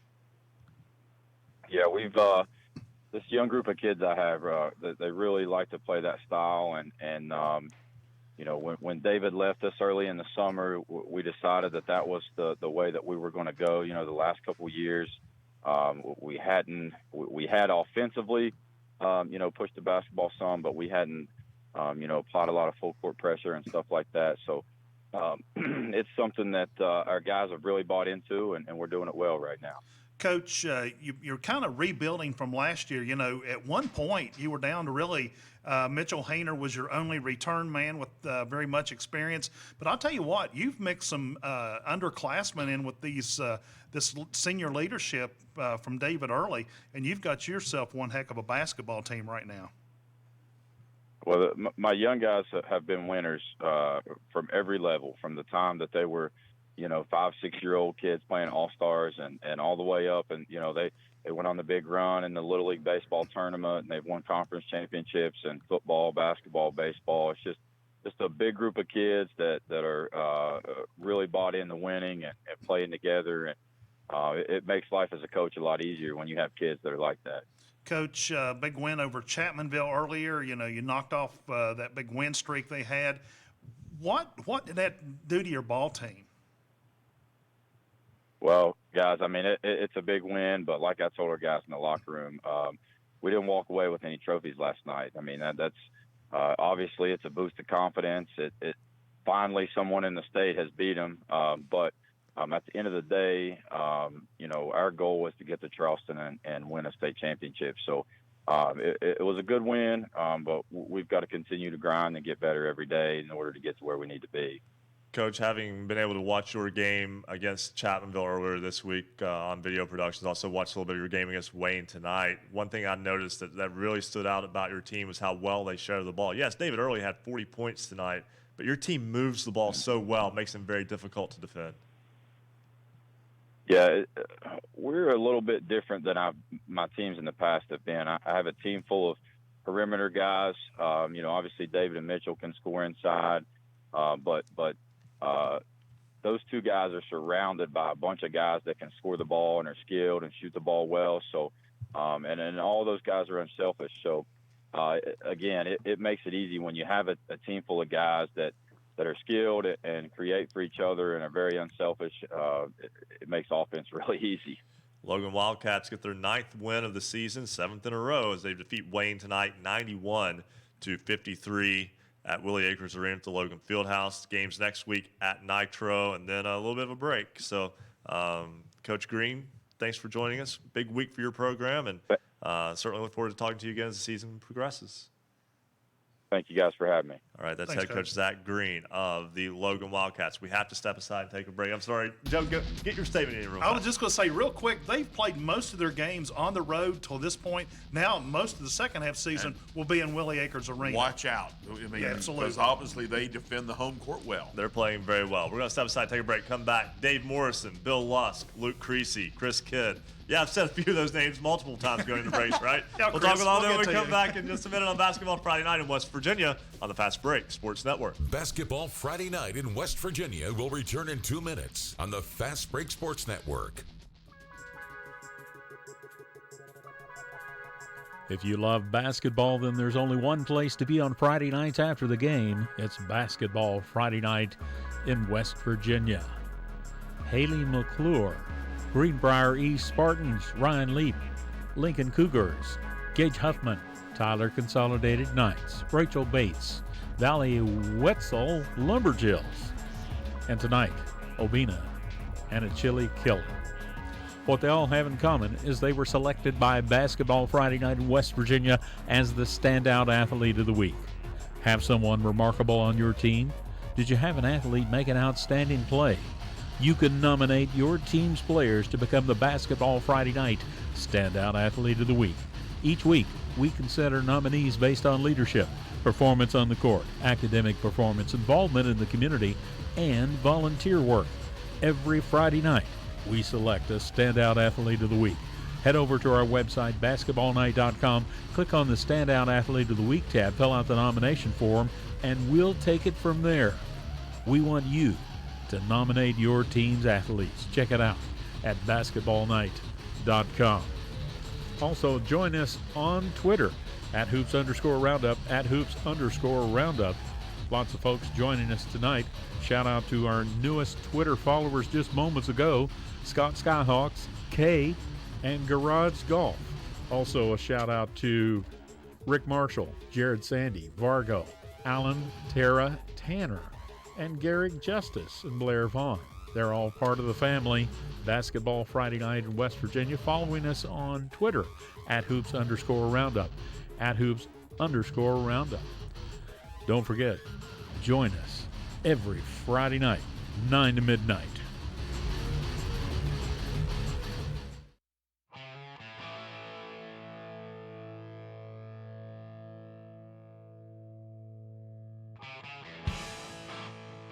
This is high school basketball's home for the Mountain State. Basketball Friday Night in West Virginia on the Fast Break Sports Network. Now, back to your hosts, Bill Cornwell, Joe Linville, and Ryan Epling. 10:37, and we are pedal to the metal on Basketball Friday Night in West Virginia. Ryan Epling alongside of Joe Linville and Bill Cornwell. You guys I don't need the name tags for, I promise. It's just It's all these other guys under there. Yeah, I'm still feeling bad about that from 2 weeks ago. Anyway, we don't have a lot of time to waste because we've got a queue full of callers.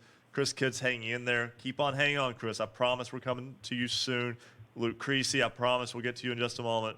Bill Lusk, buddy, we'll get to you in just a moment as well. But right now, let's go to our correspondent of Region 3. He had all kinds of excitement this week. Yeah, great basketball game tonight, too, as Wyoming East comes back from 14 points behind to beat Westside. He is the Dave behind SuperDaveSports.com. Ladies and gentlemen, welcome back to Basketball Friday Night in West Virginia. Sports journalist Dave Morrison. Dave, welcome to Basketball Friday Night in West Virginia. Well, men, how are you doing this evening? I like that music is quite apropos after I need to be a superhero this evening and fly around in the gym and see what was going on. He tries to wind down after a game, and we pump him up, you know. Hey, heck of a game tonight. And if everybody was saying the Wyoming East-West Side rivalry is dead, it just reappeared tenfold tonight. I tell you what, it was a great game. You mentioned it. Westside was up 14, and Wyoming came back. But what precipitated that comeback was the fact that there was an altercation on the court. it appeared to be a fan coming out of the stands. I think it was a parent, a West Side player, and I put video on my Twitter site, SDD Sports, and you can go there and see Sean Jenkins' take on it from West Side, and Wyoming East Derek Brooks, his take on the fracas. But yeah, it was it was reminding me of some of the older Wyoming East West Side battles, and a lot of people had said that rivalry was dying down, and they play so often anymore. It took probably take some of the luster off of it. But what happened anyway? Wyoming East was up, I think 11 when the fracas broke out, and Wyoming East went on the 10-minute delay seemed to inspire Wyoming East. It seemed to take something out of West Side, and Wyoming East went on a 20-4 run and completely took over the game down the stretch and won that game by 5, I believe the final was. It was 56-51 the final. So, and in these games, they typically are low scoring because people are trying to, the margin for error is down a little bit when you're playing your county rival, as most people know. So you're not going to get the other Region 3 game we had tonight. I think Independence and Riverside was 109-100. Of course, Shady Spring still undefeated with win over Bluefield. But the game at Wyoming East, it was special because it did kind of bring the rivalry back. Now, you never want to see it get to that, quite to that point where it did. But really, McQuaid Canada came back from an injury this evening. He'd been off for 3 games, and he kind of led that matchup led that win down the stretch. He had 23 points in the game. Ethan Blackburn was 17 for Westside. Big win. It was 61-51 actually. Yeah, there you go. 61-51 to final. I want to get that right. Yeah, Wyoming East making free throws at the end of the game there to stretch that one out.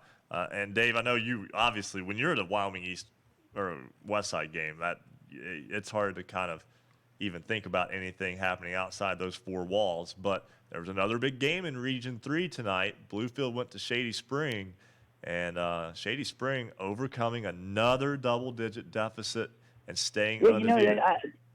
It seems like, and I talked to Ronnie Olson about this before, it almost seems like his team needs to be down to start coming back. And he told me during I think the CTC tournament up in Beckley, he told me that might be his fault because he runs scrimmages in his practice where he puts the starters down from anywhere between 11 and 17 to see if they can come back. So he said, maybe we better stop doing that.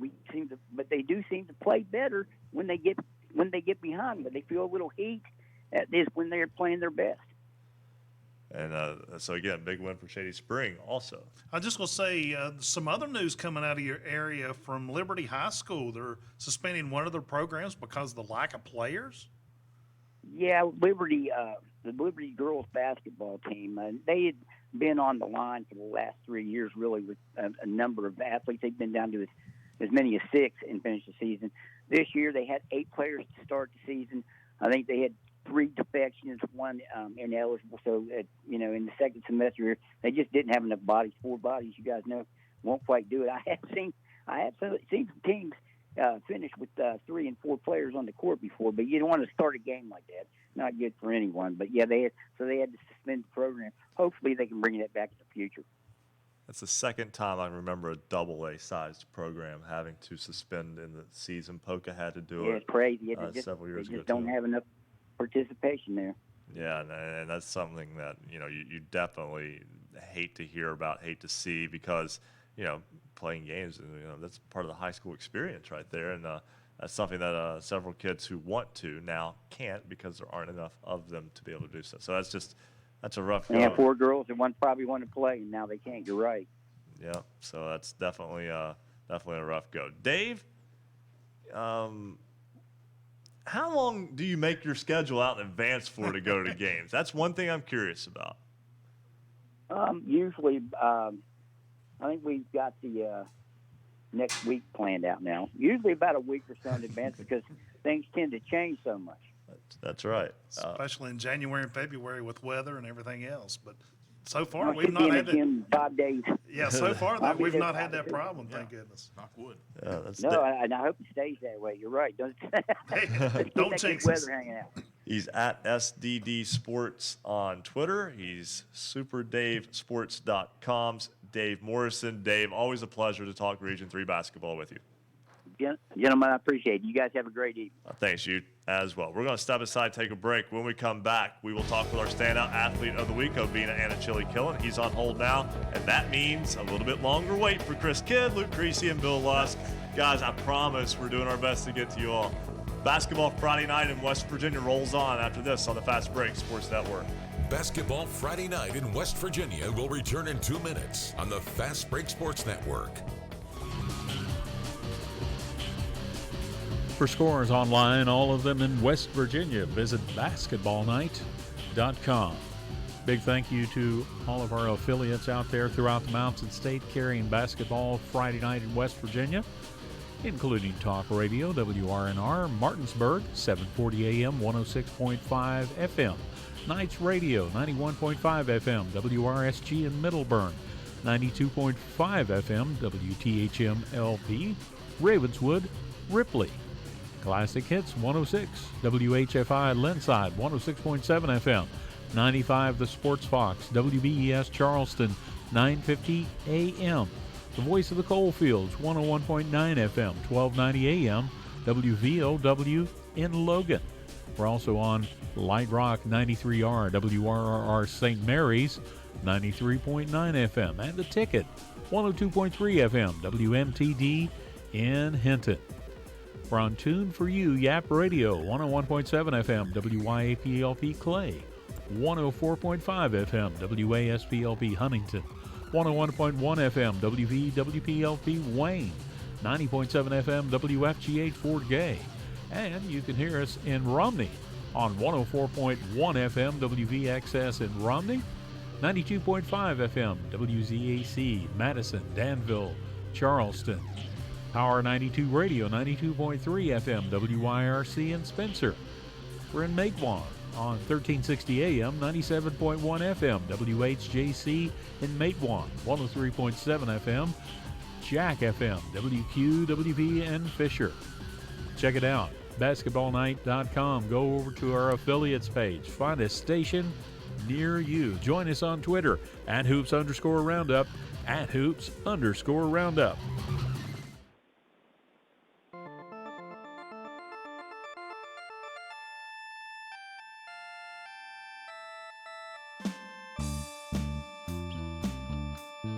Celebrating high school basketball around the Mountain State. You're listening to Basketball Friday Night in West Virginia on the Fast Break Sports Network.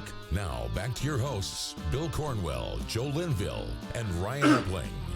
10:47 on this Basketball Friday night in West Virginia. Happy to have you along on the fastest 3 hours in radio, especially tonight. For whatever reason, it seems like we had a lot to talk about, and where these moments just seem to be just getting away from us. So we will talk with Chris Kidd, WVOW, in just a moment. He had the Chapmanville Polka boys game tonight, which we're going to talk a lot about in a moment. Luke Creasy had the Grace Christian win over Tulsa in girls basketball in overtime. We'll talk with him. Bill Lusk is an assistant coach with the Man Hillbillies. We'll talk with him in just a moment as well. But right now, it's time to meet our standout athlete of the week.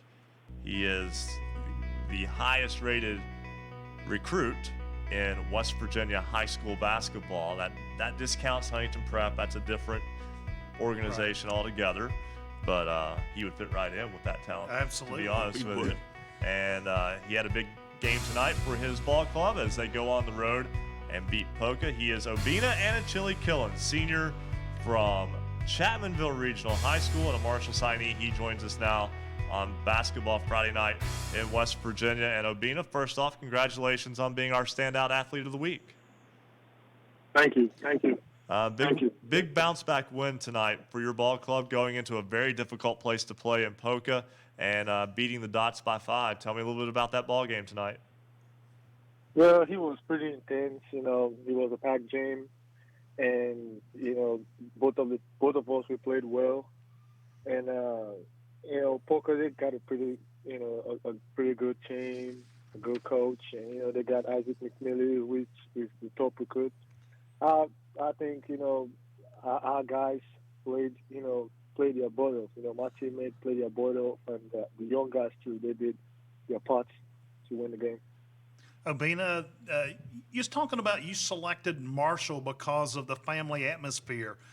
You're just one of those guys that's really down to earth, very humble, and very easy to talk to. So how tough was the decision to go to Marshall?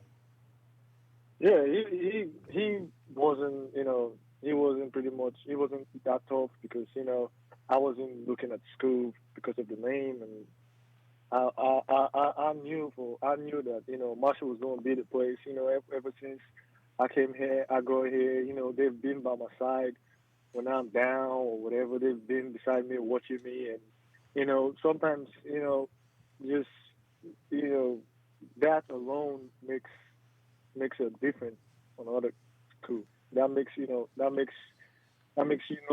they really need me and stuff, and I wanted to do something over there. Abina, talk about how you've worked on your game, because we've talked to your coaches, and certainly over the years you've gone from just maybe a 5-foot on-in player where you're even out at times playing point guard. Talk about how you've grown your game over the years. Well, I tried to ease up on it. I didn't want to just start being a 3-point shooter on day one. I started from low, from inside to out. I started working on my post moves, and when I got better at that, I started working on my mid range. Then after that, I extended my game. So I think me easing up to it helped me a lot. Obina, something that everyone that I've talked to about you over the past couple of years, something that keeps being relayed to me, kind of a common theme, is they talk about how you just enjoy life and enjoy just talking with people, and especially like the kids, the younger kids in the community that come to games, hang out, talk with them at the gym or Giovanni's after the game. Just tell me a little bit about what that's like, and those kids look up to you. Yeah, even the town, there's a lot of good people in that town. They have been beside me through the right and the wrongs, through the good and the bad, and I've just appreciated. I feel like a lucky guy, coming over there to coming over there to the town and the community, and they just love me because it's happy to see it somewhere else. Hey, Obina, I've got a question for you. We always talk about coaches and so forth. How tough is Coach Brad Napper on you during the ball game at times? He's pretty tough because he expects more from me. He expects me to dominate every single time because he's seen me do it before. So sometimes it hurts him when I don't dominate or don't play hard. That hurts him because he knows the kind of player that I am. Obina Anachili-Killen, our standout athlete of the week from Chapmanville Regional High School, and a Marshall signee. Obina, it's been a pleasure getting to talk with you tonight, and congratulations on the win over Poca. Congratulations on all the accolades that you have accomplished so far, and we look forward to seeing what the future holds with you as well. Thank you. All right, that's Obina Anachili-Killen. We talked about Bill Evans' award candidates. Obviously, he's another one. Yes, absolutely. Yeah. He goes kind of right to the front line. Staying with the Logan County theme here, Bill Lusk is an assistant coach with the Man Hillbillies. He has been so nice to stay with us for nearly 50 minutes on hold. And Bill, sorry it took so long. We're glad to finally get to you, though. And tell you what, it's a good time for basketball in all of Logan County right now, isn't it? Yeah, you got all three teams playing real well, especially ourselves. Picked up big win tonight, 55-42 over Lincoln County, 9th-ranked team in Class AA. It's our first ever win over Lincoln County. In fact, we've only played 10 times, but up until then we were 0-10, and it's also the first time that we've beat a ranked opponent since March 7th, 2012, and that was over Huntington St. Joe, who was number 4 in Class A, and that was in the Class A Region 4 championship at Huntington High School. So it's been a while, and for these boys, they're making a little bit of history, rewriting a lot of history at Man High School. Last Saturday we beat Riverside. That was our first ever, not our first ever. That was our first win over a AAA program since December 21st, 2000. We beat Brooke in the Spring Valley Holiday Tournament, and I know people are probably thinking, just running these facts off, but you've been around the program as much as I have and followed the kids. These tend to stick with you, and especially tonight. And he's got the stats to back him up, I guarantee it. Bill, the only blemish on the schedule, a tough game against Logan. What did you and the coach Blevins do to kind of regroup and rebound, build the confidence back up in your players to move on through the rest of the season? Well, we just really wasn't a whole lot that, we could really do at the Logan game. I mean, they just come out and, took care of business. But I felt we were a little intimidated in that game, and we just told the kids that they had to get back to playing, what had us 5-0 going into the Logan game. We had to get back to playing hillbilly basketball, which was rebounding the basketball, getting out in transition, running our offenses, and just doing the little things that got us 5-0. And we've rebounded rather nicely. Picked up a road win over Pikeview Wednesday night. It definitely wasn't easy over there, as Dave Morrison tell you. Region 3's got some competitive teams, and Pikeview plays a tough schedule when you're up there in Region 3 with Shady and Westside and Wyoming East, Bluefield, just to name a few there. There's some good basketball up there, and then we came back and pretty much done it on the defensive end, limited them to 29% shooting from the field, and Austin Ball asserted himself early in the game and finished with 26 points, 13 rebounds. They really didn't have an answer for Austin tonight, and we fed off of Austin's energy and picked up a win over a ranked opponent, but also a win in the section, and that's going to go a long way. And towards the end of the season, when the sectional seeds come out, and we've got a few more sectional opponents on our schedule before that happens, and hopefully we can pick those up. And we're going to be anxiously watching the news feeds on Monday evening to see if we can crack the top 10 for the first time since the 2015-16 season, and it's been longer than that since we've done it as a AA team. Hey, Bill, we're coming up on a hard break, and I got a real quick question. On the schedule, it says you guys play CLC Monday or Tuesday night. Who is that? Cross Lanes Christian. Oh, okay, gotcha. Cross Lanes Christian. We had an earlier cancellation in the year with Mercer Christian, and it left us with looking for games, and they happen to have one. And I don't know if we're going to get the Point Pleasant game in or not, so we're still, we're looking for a game out there, and we're making a few calls, and hopefully we can pick up that 22nd game to close out the year. But good start to the season so far, 7-1, and I don't mind the wait. I mean, it could be Bo Anderson. Oh my! Oh no! Well, you've challenged us now. Hey, we're out of time, Bill. Thanks so much. Keep that youngin' in line.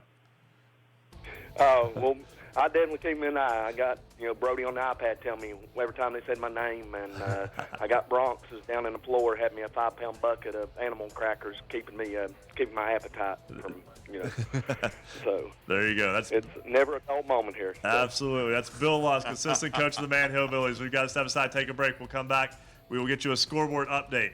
We will talk with Chris Kidd, WVOW, Luke Creasy, Wayne County News, and Amy Chapman, head coach of Gilmer County, when we come back. Basketball Friday night in West Virginia will return in 2 minutes on the Fast Break Sports Network.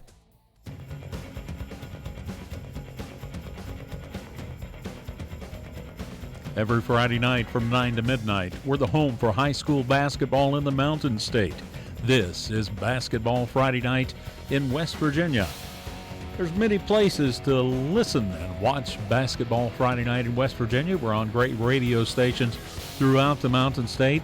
But if your station doesn't carry Basketball Friday night, you need to call them and tell them they need to carry this show. It's free. You can go to our affiliates page, find a station near you. You can also watch our high-definition video on YouTube. Go to basketballnight.com. Just click to watch. We're on Facebook Live. Go to Basketball Friday Night on Facebook. We're on Periscope. Of course, that's Twitter at @hoops_roundup, @hoops_roundup. And in the Huntington region, we're on Comcast Channel 25 and Armstrong Digital Channel 204. Thanks for sending all the pictures to us if you're watching.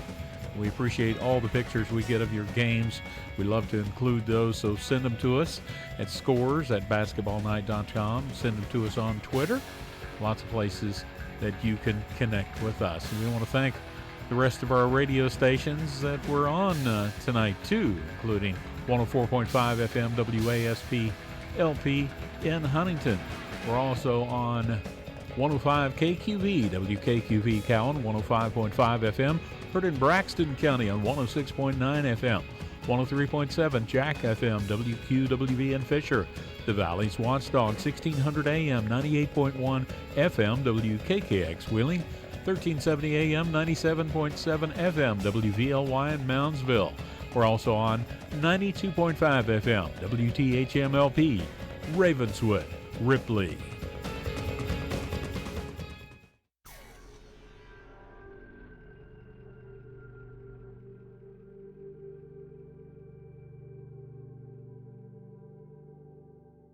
Thinking about joining the Marshall family?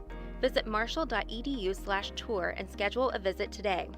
You can join us at one of our Green and White days and see what being a son or daughter of Marshall means. You'll visit with administration and staff and see what Marshall has to offer. Can't make it for Green and White Day? Schedule a visit to one of our daily tours and get a personal look at Marshall's campus. To register for a visit to campus, go to marshall.edu/tour or call 1-877-GO-HERD1. Welcome back to Basketball Friday Night in West Virginia. To join tonight's program, call 855-78-HOOPS. That's 855-784-6677. Follow us on Twitter @hoops_roundup for all the scores all the time. And visit basketballnight.com for a comprehensive look at schedules and standings for every team in the state. Stay tuned. Another hour of Basketball Friday Night in West Virginia begins right now. Welcome to Basketball Friday Night in West Virginia. Ryan Epling alongside Bill Cornwell and Joe Linville. All happy to have you along with us. We'll talk with Amy Chapman, head coach of the Gilmer County Lady Titans, in just a moment. We will also talk with Luke Creasy and Chris Kidd, who have been on hold for a combined 2 hours and 15 minutes. We'll get to them in just a moment as well. But first, we're going to get a look at your basketballnight.com scoreboard. Looking for scores? Look no more. Visit basketballnight.com. We will start with the girls' scores this time around. Clay Battelle defeats Tygarts Valley tonight, 45-35. It was Greater Beckley Christian, a 62-42 win over the Richwood Lumberjills. Also tonight, Musselman defeats Hedgesville, 55-41. 100 picks up a win over East Richland, Ohio, 49-26. Jefferson defeats South Hagerstown, Maryland, 63-23. The Petersburg Vikings girls are 12-2 after defeating Moorfield tonight, 47-33. Martinsburg defeats Spring Mills, 49-39. In overtime, it was Grace Christian behind 29 points from Emily Hutchinson, defeating the Tulsa Lady Rebels, 63-59. Parkersburg Catholic Crusaderettes with a big win tonight, 94-35 over Williamstown. That's an eye-opener, not just for the win, but for the margin. The Crusaderettes are 12-0. Pocahontas County defeats Tucker County tonight, 47-45. It was Robert C. Byrd, a 41-35 winner over Liberty Harrison. Also tonight in girls high school basketball, it was Mingo Central 55, Lincoln County 49. Summers County, Gavin Pavant. There we go. Gavin Pavant scores her 1,000th career point, 31 points for the game to lead the Bobcats to an 83-34 win over Greenbrier West. And also tonight, the Lady Highlanders of Webster County defeat Doddridge County 58-53. Here's Bill with the boys' score. We have all but 4 boys' scores in tonight, and we will start right here. First off, Cameron tonight loses to Tygarts Valley 57-42, and that game was decided with a Garrett Scott game-winning layup with 3.5 seconds left. So Tygarts Valley gets the win. Pendleton County over East Hardy tonight, 50-43. It was Liberty. Actually, this is a halftime score. Liberty Harrison's leading Valley West. So this is 24-18. Back to finals. Mingo Central beats Herbert Hoover 51-48. It was Winfield 68, Nitro 58. Chapmanville 61-40 winner over Polka. Grace Christian gets the win over St. Joe tonight, 53-52. Bluefield loses to Shady Spring, 73-70. Wheeling Park beat Martins Ferry, Ohio, big time, 62-27. Tulsa falls to Van, 75-71. Greenbrier East, 70-30 winners over Covington, Virginia. Webster County beat Braxton County tonight, 77-69. Fairmont Senior gets the W over Buchanan Upshur, 52-47. Charleston Catholic playing well, beating Buffalo Putnam, 81-51. It was Cabell Midland staying undefeated, beating Hurricane, 76-58. The Knights now 10-0. Clay County beat Doddridge County, 96-55. It was East Fairmont over Preston, 78-64. Kaiser losing to Frankfurt's 56-39. It was Grafton beating Lewis County, 75-66. Greenbrier West over Meadowbridge, 74-34. Meadowbridge still winless on the year. Mountain Ridge, Maryland beats Hampshire, 72-50. It was Harmon, 56-39 winner over Pocahontas County. Hundred beat East Richland, Ohio, 69-38. It was Huntington 49, St. Albans 43. Riverview beats Independence 109-100, 209 combined points in that one. Pikeview beats James Monroe, 71-47. Jefferson beat South Hagerstown, Maryland tonight, 65-61. John Marshall loses to Morgantown, 85-38. Logan over Wayne, 91-53, 40 points, 17 rebounds for David Early for the Wildcats. Man beats Lincoln County, 55-42. Gregor Beckley Christian over Mountain View, 65-46. Notre Dame beat Tug Valley, 69-56. Parkersburg over Capital, 77-70. It was Petersburg 69, Berkeley Springs 54. Lincoln over Philip Barber, 63-53. Summers County over Richwood, 53-50. Williamstown beat Ritchie County, 62-42. Spring Valley 75-54 winners over Riverside. It was 27 points for C.J. Meredith for Spring Valley in that one. Gilmer County over Roane County, 43-40. Robert C. Byrd over Elkins, 57-24. Ravenswood 59. Sissonville 55. Work County falls to St. Mary's, 75-49. Steubenville Central Catholic of Ohio beating Wirt Madonna, 67-59. Magnolia beat Tyler Consolidated, 50-38. Pawpaw loses to Union, 71-55. Federal Hocking over Wahama, 78-37. That's Federal Hocking of Ohio. Brook falls to Weir, 62-51. George Washington, 84-80 loses to Woodrow Wilson. Wild game, Wyoming East beats Westside 61-51. Coach Dave Rogers, 774th career win. Martinsburg beats Spring Mills 72-36. Finally, Hedgesville 43, Musselman 36. Told you we had a bunch of scores. Yeah, they get the fire extinguisher out on Bill over there. He's hot. Yeah, we're going to give Bill a second to catch his breath because that was a full-on. That was full-on. Yes. That Wide was open. That was a full scoreboard up I got a score correction. I was told by the Van Bulldog assistant coach that they actually lost the game tonight to Tulsa 75-71. So I think we had the score backwards on that one. Just correction. I'll tell you what. We will fix that right now. Give me 1 second here, and I will fix it on our little score sheet, and we'll get it back to the guys in the back, and they can get that corrected tweet out and get this taken care of. This is live radio, and we're doing this right on the air, guys. Just hang in here with me for 1 more second. You can tell he's a professional producer. You know, just change Just things keep on the right fly. on going, Does this guys. every day. Oh, you have no idea. Long story short there, but you just have no idea. We'll just leave it at that. I'll tell you who does have a good idea, though. First, Bo Anderson's going to be on hold for a little while. We'll get to him in a moment.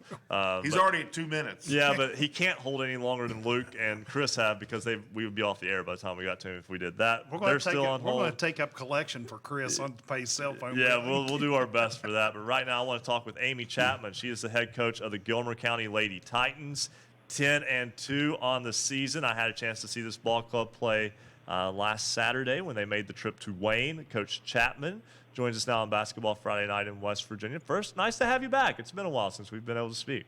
Yes, thank you so much for the call. I mean, it's been a while. Yes, it certainly has. absolutely has. 10-2, your ball club so far this season, and a very young team. Tell me about how this team is made up.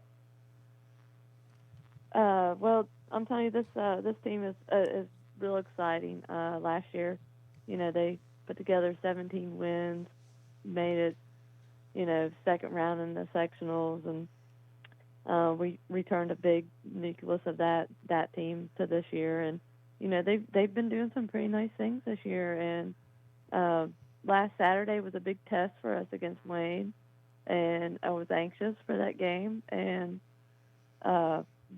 was not disappointed. I knew what how the Wayne's program was, and it was absolutely fantastic for my program and the youth for our kids. And they were tested, so it was exciting to see how they responded, and I was very pleased. Even though we lost that game, I was absolutely pleased with how they battled and fought, and they didn't give up that fight. So they've done some good things this year. They are young, so very anxious to see what the rest of the season and their futures hold. Yeah, 4 sophomores in the starting lineup, and able to bounce back from that game too. Not only did they as you mentioned, they competed all the way through the Final Horn in that loss at Wayne, but able to turn around and kind of put that right back in the rear view, and played very well in a 56-14 win over Clay County earlier this week too.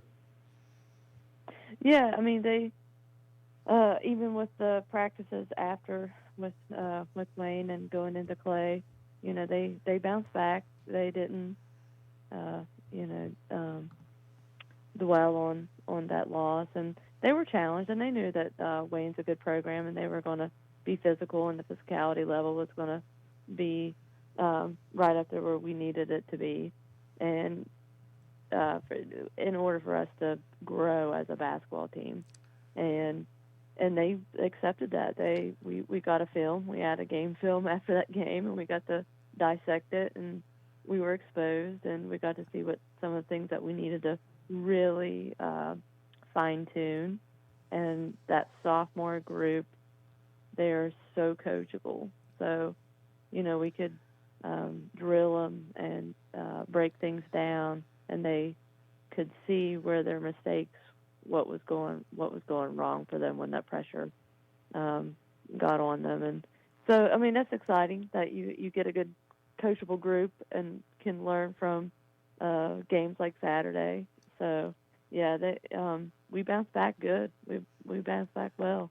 Coach, you're number 5 right now in the AP single A poll, but no rest for the weary. You got number 2, Parkersburg Catholic, coming up on Monday night.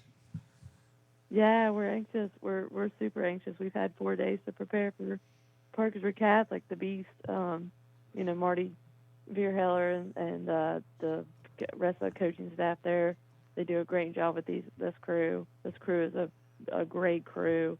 Super proud of this program. We're anxious for this challenge. I think my kids are they're accepting this. They're competitors. They're athletes, of course.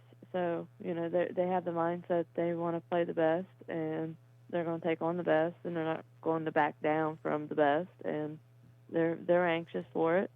And I think it's going to be good for us for sure. So we're just excited to get to Monday.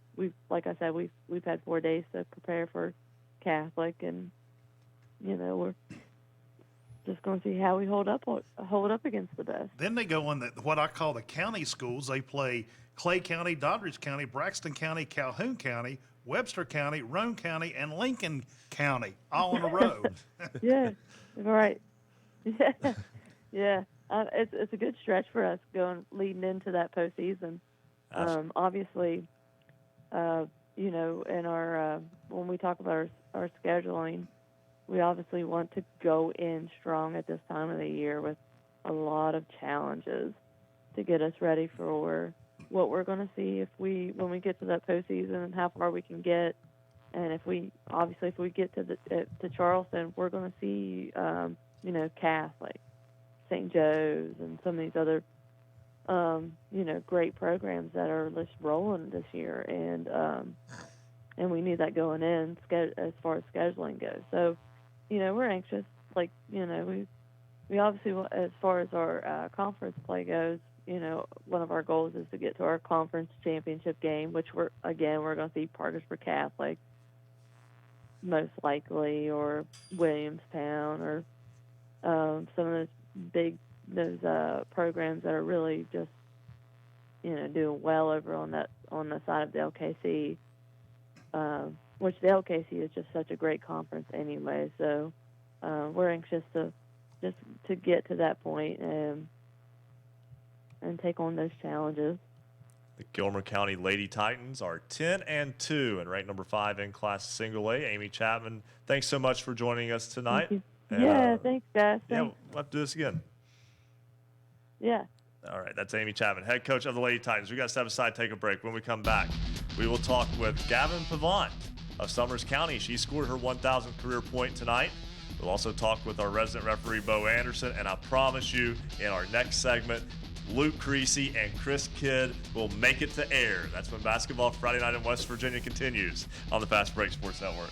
Basketball Friday Night in West Virginia will return in 2 minutes on the Fast Break Sports Network.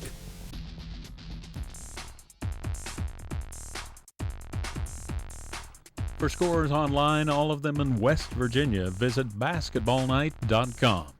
Careers in sports journalism are growing with the expansion of cable networks, the rise of sports-centered online platforms, and ever-popular local coverage. Get in the game. Your passion, curiosity, charisma, and a Marshall University sports journalism degree will equip you with a combination for success. You'll be the eyes, ears, and life of the game when you learn the art of sports storytelling while covering the Thundering Herd on our Huntington campus. Go behind player stats and game scores.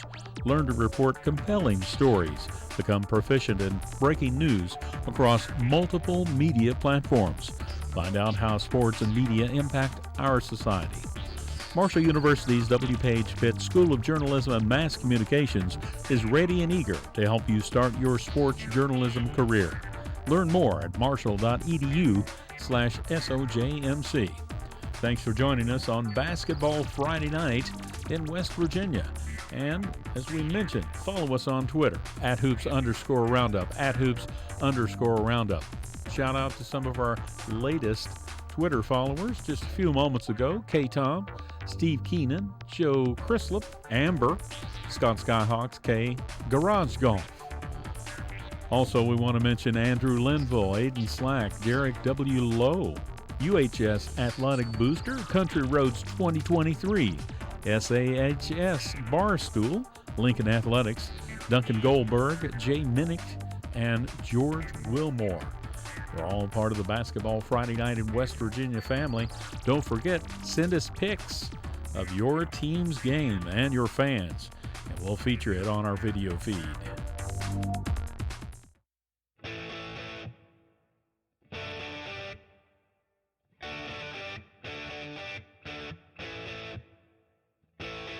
Stay up to date on your favorite teams. Check out basketballnight.com. Now, back to Basketball Friday Night in West Virginia with Bill Cornwell, Joe Linville, and Ryan Epling. 11-17 on this Basketball Friday Night in West Virginia. Ryan Epling alongside Joe Linville and Bill Cornwell. Happy to have you along with us as well on this January 17th, 2020, episode 6 of Basketball Friday Night in West Virginia of this season. 94 overall. We're getting old, almost to 100 episodes. We'll be there a little bit later on in the year.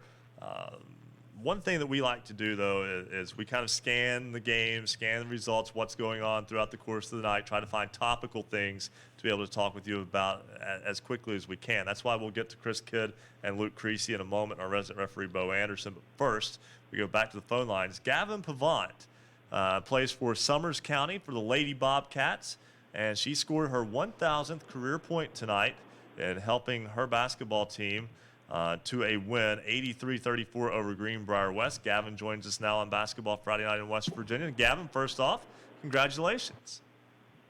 Thank you so much, and thank you for offering me this opportunity to be on the show tonight. Oh, no problem. And tell me a little bit about this career now. 1,000 career points for you. When did you start seeing that this was a reachable goal? Well, honestly, I could not be here, and I could not have accomplished it tonight without my teammates.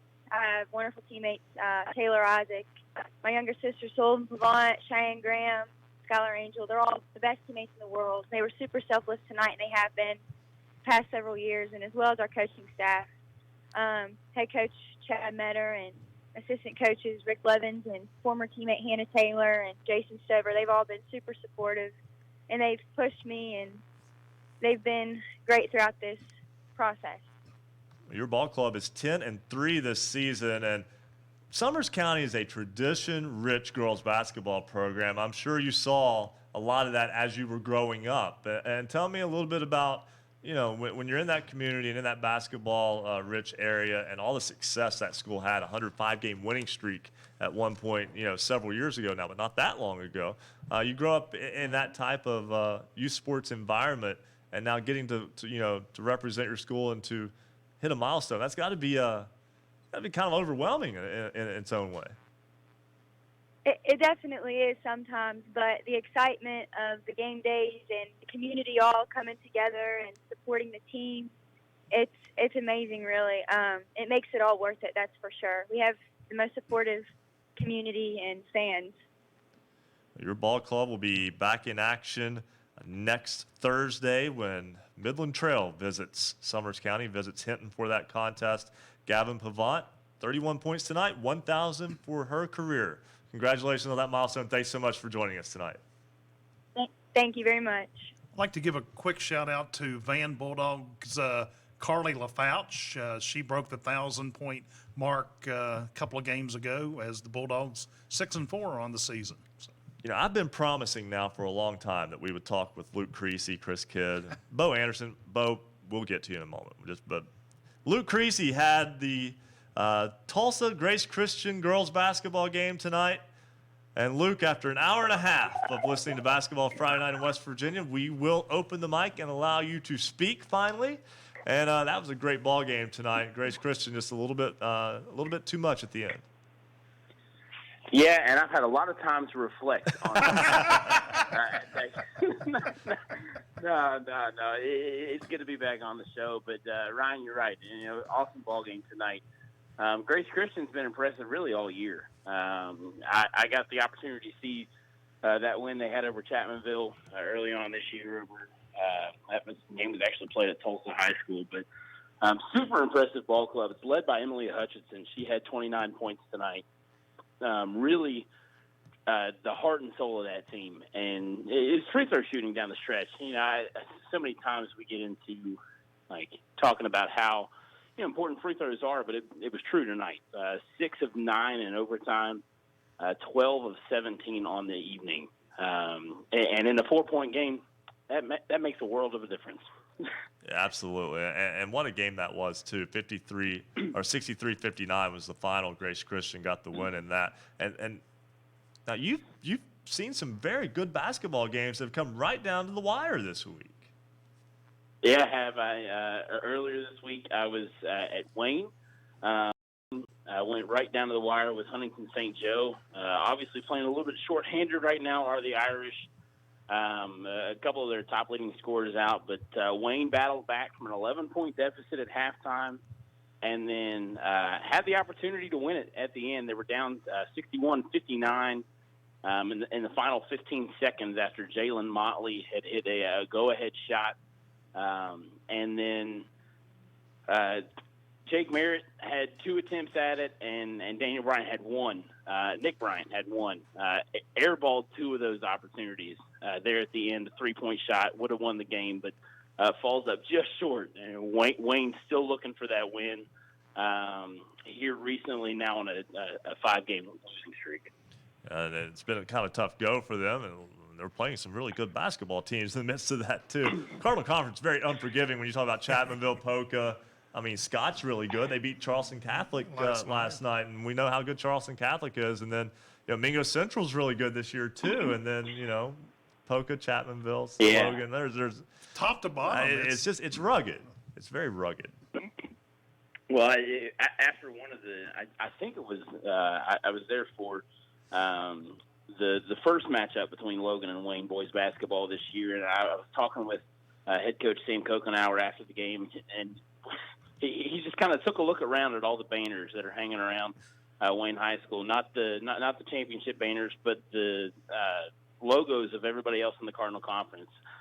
Really tough conference to compete with. I mean, obviously you're talking about the Logans, Chapmanvilles, and that kind of thing, but Winfield has given them problems before in boys basketball, and from top to bottom, like you guys have said, tough conference to play in, and Wayne, we're really looking for an identity right now. The boys basketball team is, but and really have been for a couple years now. So it's some tough losses for them, but they've played tight. They played tight with Phelps down in the Hatfield-McCoy shootout last weekend. Lost that game by 5. Had a lead late and really just kind of let that one slip away. Same thing against St. Joe. But sooner or later, it feels like the tide is going to turn and the ball might fall Wayne. And Luke, one thing that you get to cover with covering Wayne County sports, and especially with boys and girls basketball in the county, very competitive. It's just, I mean, even when you're not necessarily talking about teams that are, considered number one in the state, you're talking about teams that are very similar in nature. Oh, yeah, no, for sure. And it's fun basketball to watch. Anywhere you go, any of the 3 high schools in Wayne County, they like to win and they hate to lose. No matter what their record is, you know that they're always going to go out there and fight. And there's a lot of youth in Wayne County basketball right now, boys and girls. And some of those teams have dealt with that better than others, but it doesn't mean the effort is any less there. And I know that you guys, obviously are close with Coach Rick Marone there at Tulsa girls basketball. He's dealing with some of those youth right now, and some of that youth showed tonight. Tulsa now 5-6 on the year, but some winnable games coming up for them. The Lady Rebels close tonight. Had an opportunity down the stretch, and a key turnover late gave Grace Christian the ball back, and Julie Boone, Jr. Out there at Tulsa ended up coming up with a key block. She's really kind of coming to her own this year, but it has been fun to watch. I've seen a lot in the past couple of years, and I'm sure I've got a lot more to see. Absolutely. Luke Creasy, former special correspondent here on the program, and now the Wayne County News, and always just a phone call and an hour and a half's hold away. That's Luke Creasy. Thanks so much for joining us. Hey, anytime, guys. Anytime. Greatly appreciate it. We're going to have to pay, speaking of paying cell phone bills, Chris Kidd, WVOW. The Iron Man Award goes to. Has been on hold longer than he was on the air tonight for the Chapmanville Polka Boys game. He had that call for Video Productions, WVOW as well. Chris? Good evening. Hi. Hey guys, how you doing? Hey, we're doing, we had to wake doing him up. well. I just wanted to make sure you were there. Thanks for joining us. We'll talk to you next week. No, I'm playing. Bye. Chris, big win tonight for Chapmanville. Great environment. That was a test of their mettle tonight, going on the road to Polka following that tough loss at Logan, and they answered the bell tonight. Yeah, and first off, I just wanted to say I was really happy with the special you guys did with Obina and Chili Killen. That kid, I had him in my AP history class last year, and I've gotten to know him just from teaching there at Chapmanville. He is everything you said, and he's more. He's a great student. Made A's in my class, and not because they were given, because they were earned. I mean, that kid absolutely works his tail off at everything he does. And also, he's probably my harshest critic on top of that. One of the funniest things about having him in class is that he will literally listen to almost any broadcast that we do. And I was doing a game, I think, last year at Nicholas County, and I think I had something to say about one of the players or one of the opponents or something about how good they had done and how they were this or that or whatever. And Obina sat there and broke down with me in class before we got started about how I was wrong about this, how I was wrong about that. There was literally a call in one game that I thought that he should have been called for a foul, and I said so. And he stopped everything, pulled out his phone after class, and pulled up the video of the play and broke down with me why I was wrong about the play. And you know what? He was right. Hey. That kid cares a lot about not just basketball. He cares about a lot about his grades, a lot about his family, a lot about the community. I mean, he's absolutely 100% a class act, and the fact that he cares enough about those kids in the community too just speaks volumes about the type of person he is. And tonight, he showed the type of person he is on a basketball court. I mean, he had 25 points. Definitely had a double-double, may have had a triple-double with blocks. I mean, he was so impressive on the defensive end, and that was back-to-back in very difficult environments for Chapmanville to play in. I mean, the environment at Logan on Tuesday night was raucous. The environment at Poca tonight was really raucous as well. And, their cheering section was on him from the very beginning of that game, and he continued to produce, continued to fight. And, without him tonight, Chapmanville might have been staring at back-to-back losses, and not because the rest of the team played badly. It was just Poca played very well. Poca hit 10 three-pointers in the game. Isaac McNeely was incredible, like you expected him to be. His first chance I got to take a look at him this year, and he hit 6 three-pointers in the game and had 20 points overall. But it was really just back and forth all night, guys. At first, Chapmanville jumped out to a 17-3 lead, and it looked like they might run Poca out of their own gym. But I think Alan Osborne's club showed why a lot of people think that they have a shot at maybe taking the state championship. They came back, outscored Chapmanville by 9 in the second quarter, cut it to 2 at halftime. Then Chapmanville completely shut Poca out in the third quarter. Poca didn't score a point. Chapmanville outscored them 9-0. Obina had 7 of the 9 points in that quarter. Then Poca cut it to 3 in the fourth quarter, and eventually Chapmanville, they got a big driving layup by Obina. Andrew Scholl, who just committed to Wingate this past week, he hit a big pull-up jumper, and Chapmanville was able to just keep Poca at bay barely at the end, 45-40. But I'm telling you, you've got 3 of the top 5 teams in the state right now in Chapmanville, Logan, and Poca, all there in that region. Only 2 of them can make it out. And then you've got Lincoln County, Mingo Central, even Scott, Man that you talked to at Bill Lusk earlier. I mean, this is a loaded, absolutely loaded region with teams that feel like they're good enough to make it to Charleston, and it is going to be just one of the biggest dog fights you've seen trying to make it out of that section. Well, Chris, we're a little bit tight on time, so I've got 2 questions for you. First off, in that Pacers-Falcon game that you called last weekend in the South Hills Youth Basketball League at George Washington.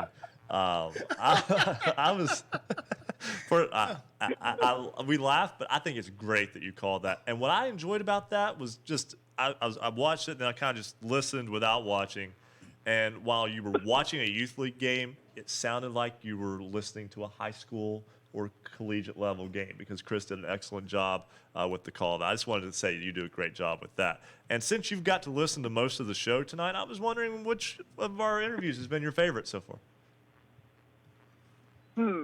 That's interesting. You can grade the show tonight. I liked Obina's. I thought he did a great job on the show. He sometimes gets a little bit bashful about going on and doing interviews, and I thought he did great tonight. You know what was funny about the South Hills Youth League Basketball League, which was on fire last Sunday. The Pacers pulled away for that win. I mean, that was a really tight game for a while. Yeah, what was funny was I was over at the Charleston Tennis Club watching some of my tennis kids in the tennis tournament, and Butch Mounts at Video Productions messaged me out of nowhere and said, "Are you in Charleston?" I went, "Oh, no." You knew you'd been had. But, Butch is always really good to me, and he's great about paying me, which is number one. And I was definitely grateful to go there. And you know what? Those kids were very talented. So it was actually a lot of fun going over there and hanging out last Sunday. So, I'm always grateful for Butch, and I was glad I got the opportunity to go over and see what South Hills basketball was all about. Broadcaster for hire, Chris Kidd. When I said you'll call anything, he's I serious. mean, Butch heard this and went, okay, we'll put him here on we the go. spot. Yeah. We'll call his number. I think there's a pinochle tournament somewhere maybe that he could call, Hey, Chris Kidd, WVOW Video Productions as well. Thanks so much for joining us, and thanks so much for hanging in there with us tonight. It's been a little bit busy, as you know. It's no problem, guys. And you know what? If you and Joe want to have a foot race to your cars after the broadcast, I'll be on my way. And I get the winner. The thing is, you could have already been here. Right? Yeah, really. He could have driven here and been in the studio with us. That's right. Wow, yeah. Chris, thanks so much. All right. We'll talk to you later. Again, Thanks, that's Chris Kidd, WVOW and Video Productions. And I do want to give a quick shout out just from being a fan of high school basketball, Butch Mouse and Video Productions. Just like tonight, I could watch Shady Spring and Bluefield. I could watch Polka and Chapmanville. I could watch Wayne and Logan. And, just the job that they do of making those games accessible, fantastic. So just a big shout out to what they do. Yeah. Butch is very professional. I work with him in the fall quite a bit because my employer, Kendrick Communications, we do a lot of football with Butch and with his group, and really enjoy working with Butch. He's very professional. Absolutely. And like you said, with professional, it makes the effort to do it right, not just to throw it out and there. it looks good. I was going to say the quality on air is the look is great, second to none. Yeah. And so we've got to step aside, take a break. When we come back, we'll talk with Jeff Arvin, assistant coach of Greater Beckley Christian Boys. They've got an event coming up on Monday for Martin Luther King Day, and we'll talk with our resident referee Bo Anderson. And we're not too far from cause time. We're almost done. This is Basketball Friday Night in West Virginia on the Fast Break Sports Network. Basketball Friday Night in West Virginia will return in 2 minutes on the Fast Break Sports Network. For scores online, all of them in West Virginia, visit basketballnight.com. Big thank you to all of our radio stations throughout the Mountain State carrying Basketball Friday Night in West Virginia. And if there's a radio station near you that isn't carrying it, call them up. Tell them they need to carry Basketball Friday Night in West Virginia in your area. Of course, you can listen to us in Romney on 104.1 FM, WVXS in Romney. Madison, Danville, Charleston. It's WZAC 92.5 FM, WZAC in Madison. Also, Power 92 Radio, 92.3 FM, WYRC in Spencer. 1360 AM, 97.1 FM, WHJC in Matewan. We rock West Virginia louder. 105 KQV, WKQV Cowan, 105.5 FM, and heard in Braxton County on 106.9 FM. 103.7 Jack FM, WQWV in Fisher, the Valley's Watchdog. 1600 AM, 98.1 FM, WKKX Wheeling. 1370 AM, 97.7 FM, WVLY Moundsville.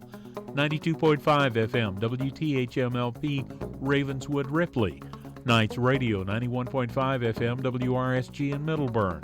Talk Radio, WRNR Martinsburg, 740 AM, 106.5 FM. Classic Hits 106, WHFI Linside, 106.7 FM. 95 The Sports Fox, WBES Charleston, 950 AM. The Voice of the Coalfields, 101.9 FM, 1290 AM. WVOW Logan. They're all part of the Basketball Friday Night in West Virginia family of stations.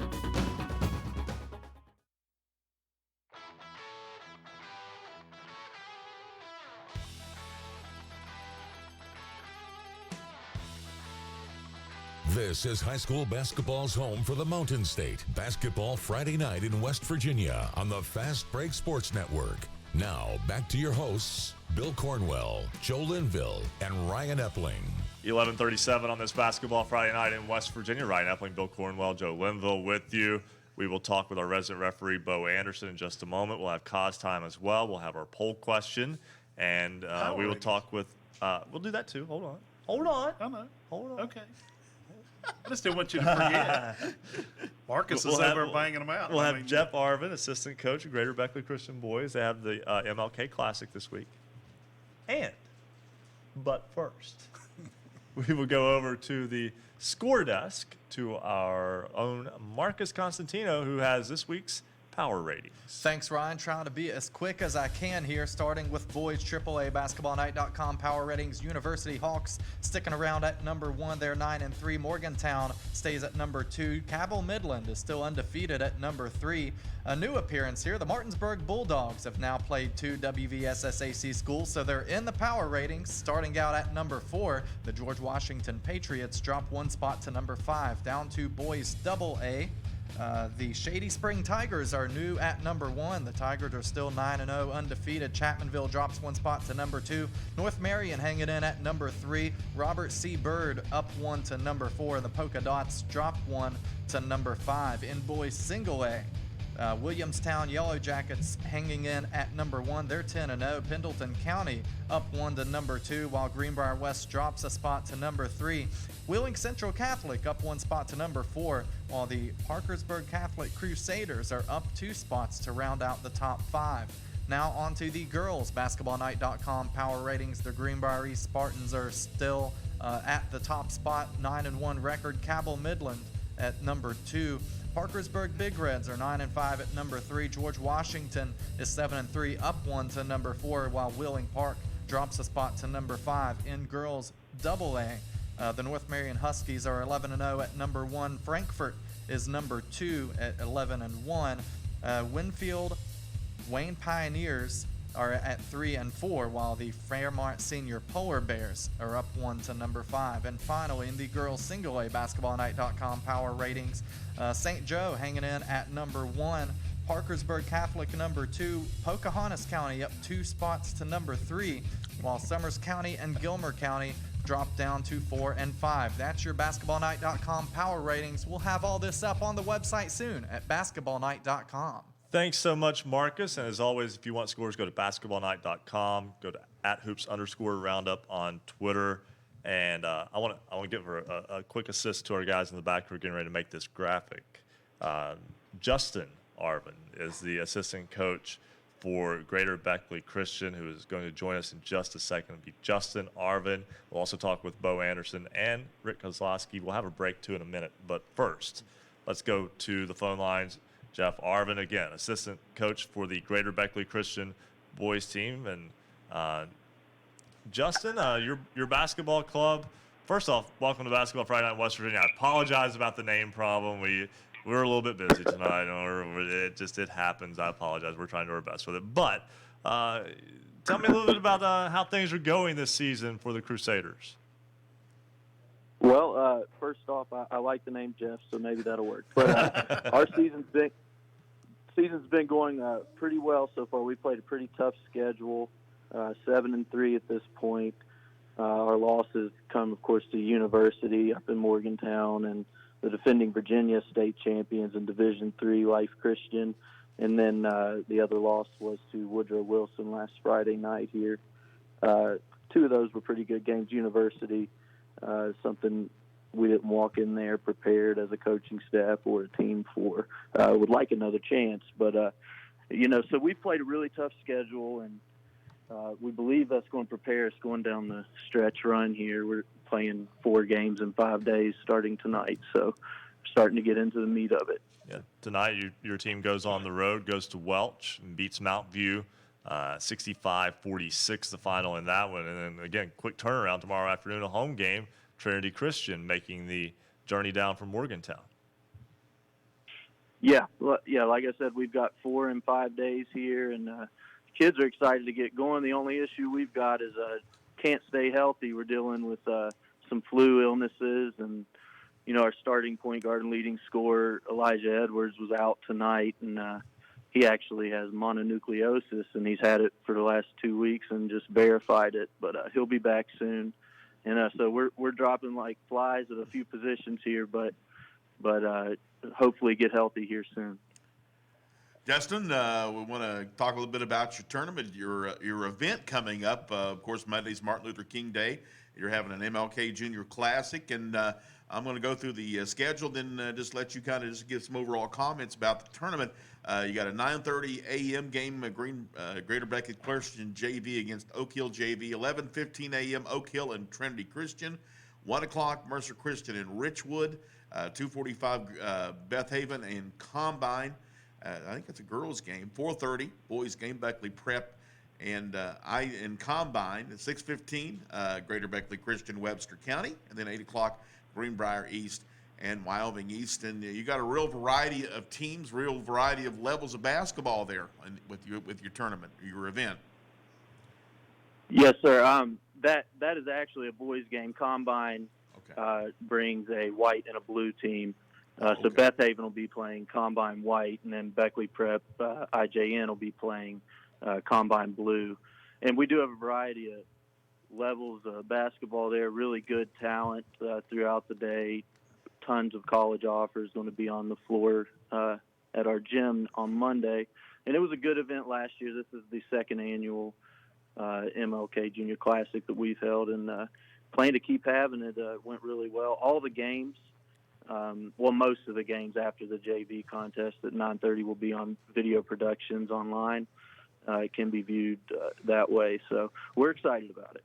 Justin Arvin, assistant coach of Greater Beckley Christian's boys team. Thanks so much for joining us tonight. Hey, thank you. All right, we've got to step aside, take our final break. When we come back, we got a poll question. We'll talk with resident referee Bo Anderson, and we'll have cause time. We promise we'll get this all in. I promise. When we come back on Basketball Friday Night in West Virginia. Basketball Friday Night in West Virginia will return in 2 minutes on the Fast Break Sports Network.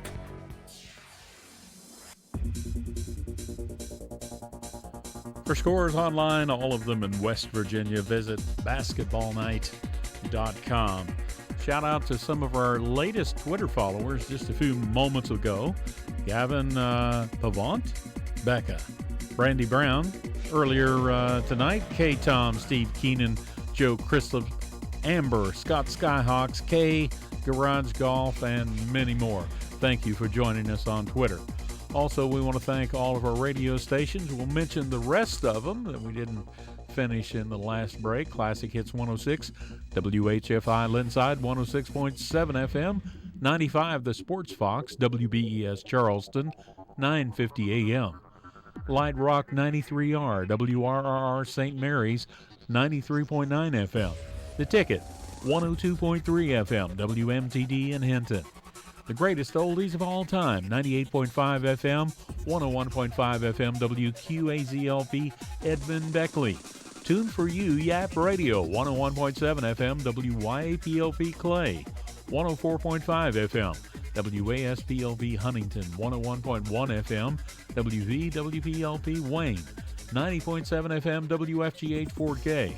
And we're on Marshall University's flagship station, The Cutting Edge, 88.1 FM WMUL in Huntington. Cable subscribers can find Basketball Friday Night in the Huntington region on Comcast Channel 25, Armstrong Digital Channel 204. We're on Facebook Live, YouTube. Go to our website, Basketball Friday Night in West Virginia, basketballnight.com, and you can find all the ways you can connect with us. Join us on Twitter, @hoops_roundup, @hoops_roundup.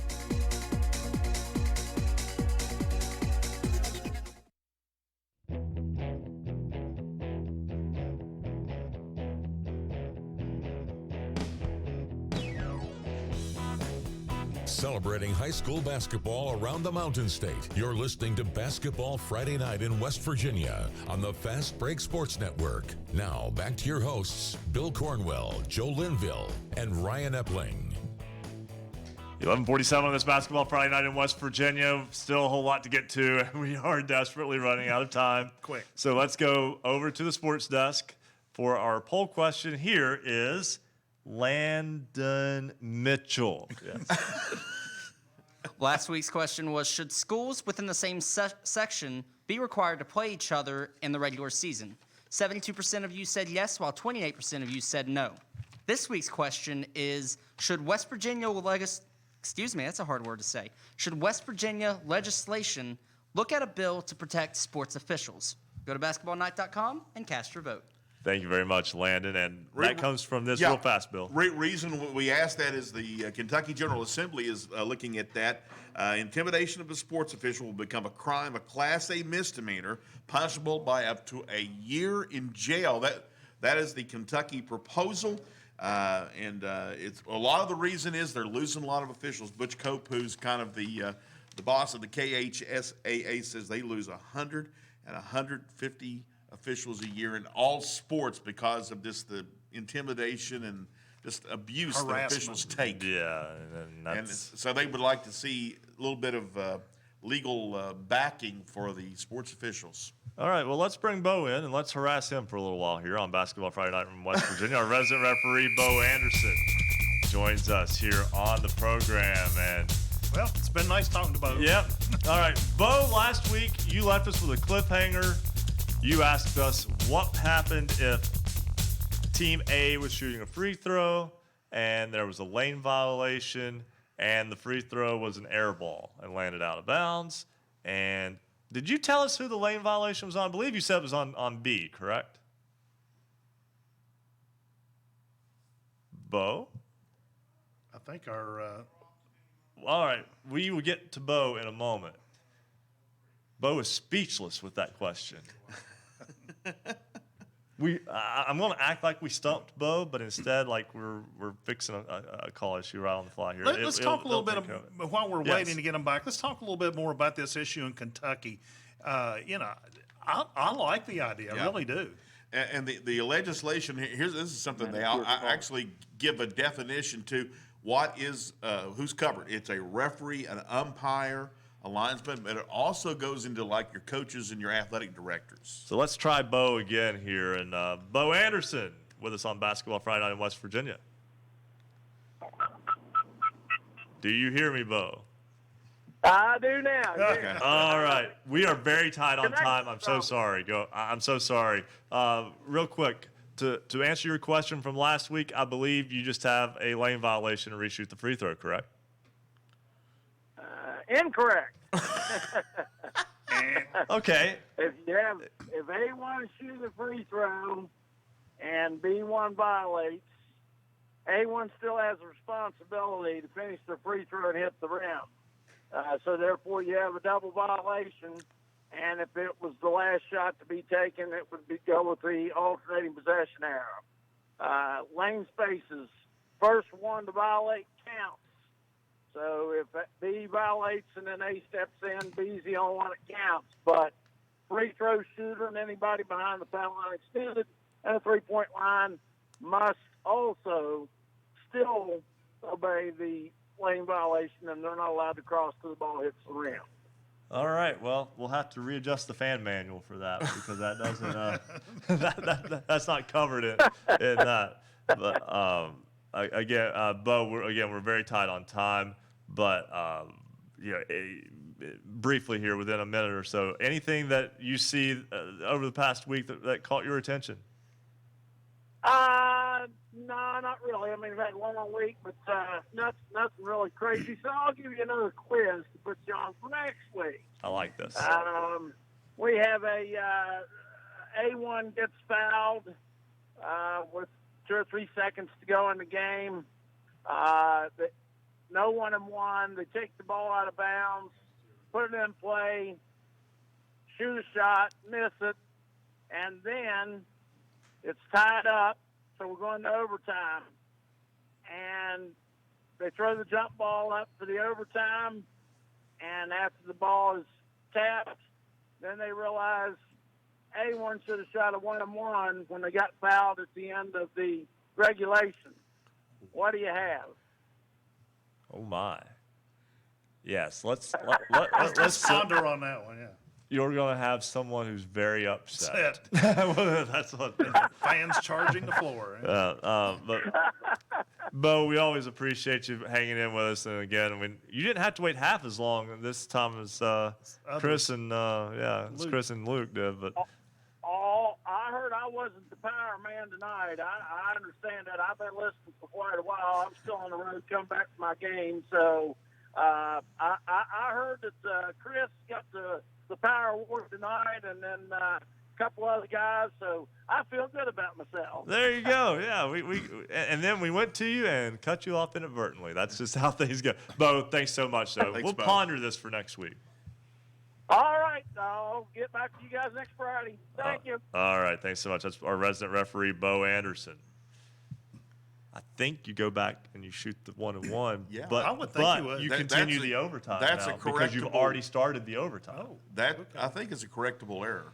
But I don't know. I'm confused. Somebody's going to be very upset. That's all I know. We'll figure it out next week. All right, so last week we had to cut our time with Rick Kozlowski short, and that was really a shame because Mrs. Kozlowski was listening as well, and she was really upset because we had, she wasn't that upset, but She hears cause She all the hears time. cause all the time. We put him on the air, and then we immediately ran out of time and cut him off. That was whatever, but.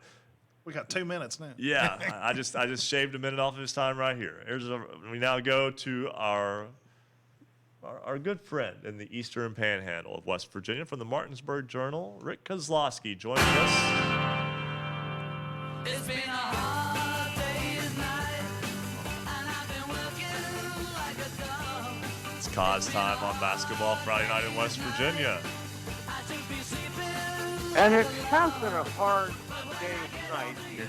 I'm sitting here writing a column, making dinner, and talking to you guys. Well, So, yeah. Do you have an office in the basement like Ray Romano does? I do have my office in my basement, except my wife has all kind of stuff in there, and it's like a storage bin. So do you have control of this, or is that basically hers? Happy wife equals happy life. So that's all I'm going to say. I think that works out well for everyone. And Rick, really interesting night of boys basketball tonight because all 4 sectional opponents in Region 2, Section 1 played each other. They did. And the games kind of came out as kind of expected.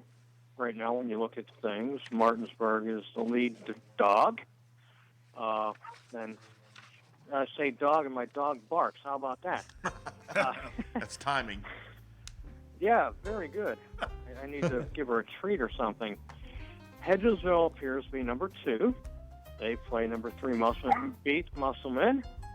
And Spring Mills is number 4, and that's kind of how the games went tonight in that section. And, I can't wait to see Martinsburg and Hedgesville play each other because, they're clearly the 2 top teams in Region 2, AAA Section 1. And just from what I'm gathering, too, Musselman's a step behind there, but good enough to beat them on any given night. Yes, I believe so. Musselman, I saw them last week against Martinsburg, and seems to, they're a very young, inexperienced team, but seems to be growing and getting better each and every time out on the floor. And certainly, they're going to be a difficult out for somebody. So, you got to be careful who, like I said, I figure Martinsburg and Hedgesville, number 1 and 2, or in reverse, however it works out. Musselman's going to be a very dangerous number 3 team. And it's obviously we're getting to the point where now we're far enough into the season where some things we know, some things we don't. Hedgesville always known for kind of controlling the pace of play. That's a school that's giving up 37 points per game right now. Martinsburg scores 72, gives up 61, so they obviously like to get up and down the floor a little bit more. But Hedgesville can play fast. They just choose not to. Yeah, Hedgesville's certainly capable. They played a very athletic team last Saturday, a team out of D.C. that came in with a 12-3 record. Known, I don't know. It's kind of weird because they're called Cesar Chavez Charter School, but also like Parkside. It's I'm not real clear on. But anyway, a team that came in very, very athletic, a Division I prospect who was averaging 31 points a game, and they held him to 9 points. And Hedgesville was able to show its ability to run up and down the floor and also to show its athleticism, something that the Eagles haven't always had, and I think they do now. What a great scheduled week for Martinsburg. Now, the game with Morgantown's on the road, but Monday, go to Morgantown. They just beat University. And then, next Friday night, you're talking Martinsburg-Hedgesville. At Martinsburg, so, I mean, if you want to talk about finding out where you are, they will absolutely know by the end of this week. Yeah, it's a crucial, important game, and oh my, I'm going to miss that thing because I'll be out of town. You mentioned my wife. We're celebrating our 35th wedding anniversary. I think I mentioned that last week, and we're taking a little trip. So, down the mighty Mississippi. But you will still join us at 11:50, right? I'm just playing. I think. Well, remember what I said about happy wife is happy wife? Well, I hope she enjoys talking or listening to you talk to us as much as we enjoy talking to you. Rick, we're out of time again. Thanks so much for joining us. That's Rick Kozlowski of the Martinsburg Journal. Congratulations and happy anniversary. Absolutely. 35. They celebrate next week. And I cut him off as he was saying thank you. So sorry. Basketball Friday night in West Virginia. Good night, everyone. Thank you for listening to Basketball Friday Night in West Virginia. Tune in next Friday for the latest high school basketball action from across the Mountain State. Visit basketballnight.com for our show archives, the poll question of the week, and the basketballnight.com scoreboard. Until next time, have a great weekend, and thank you for listening to Basketball Friday Night in West Virginia. The preceding broadcast was a presentation of the Fast Break Sports Network. Copyright 2020. All rights reserved.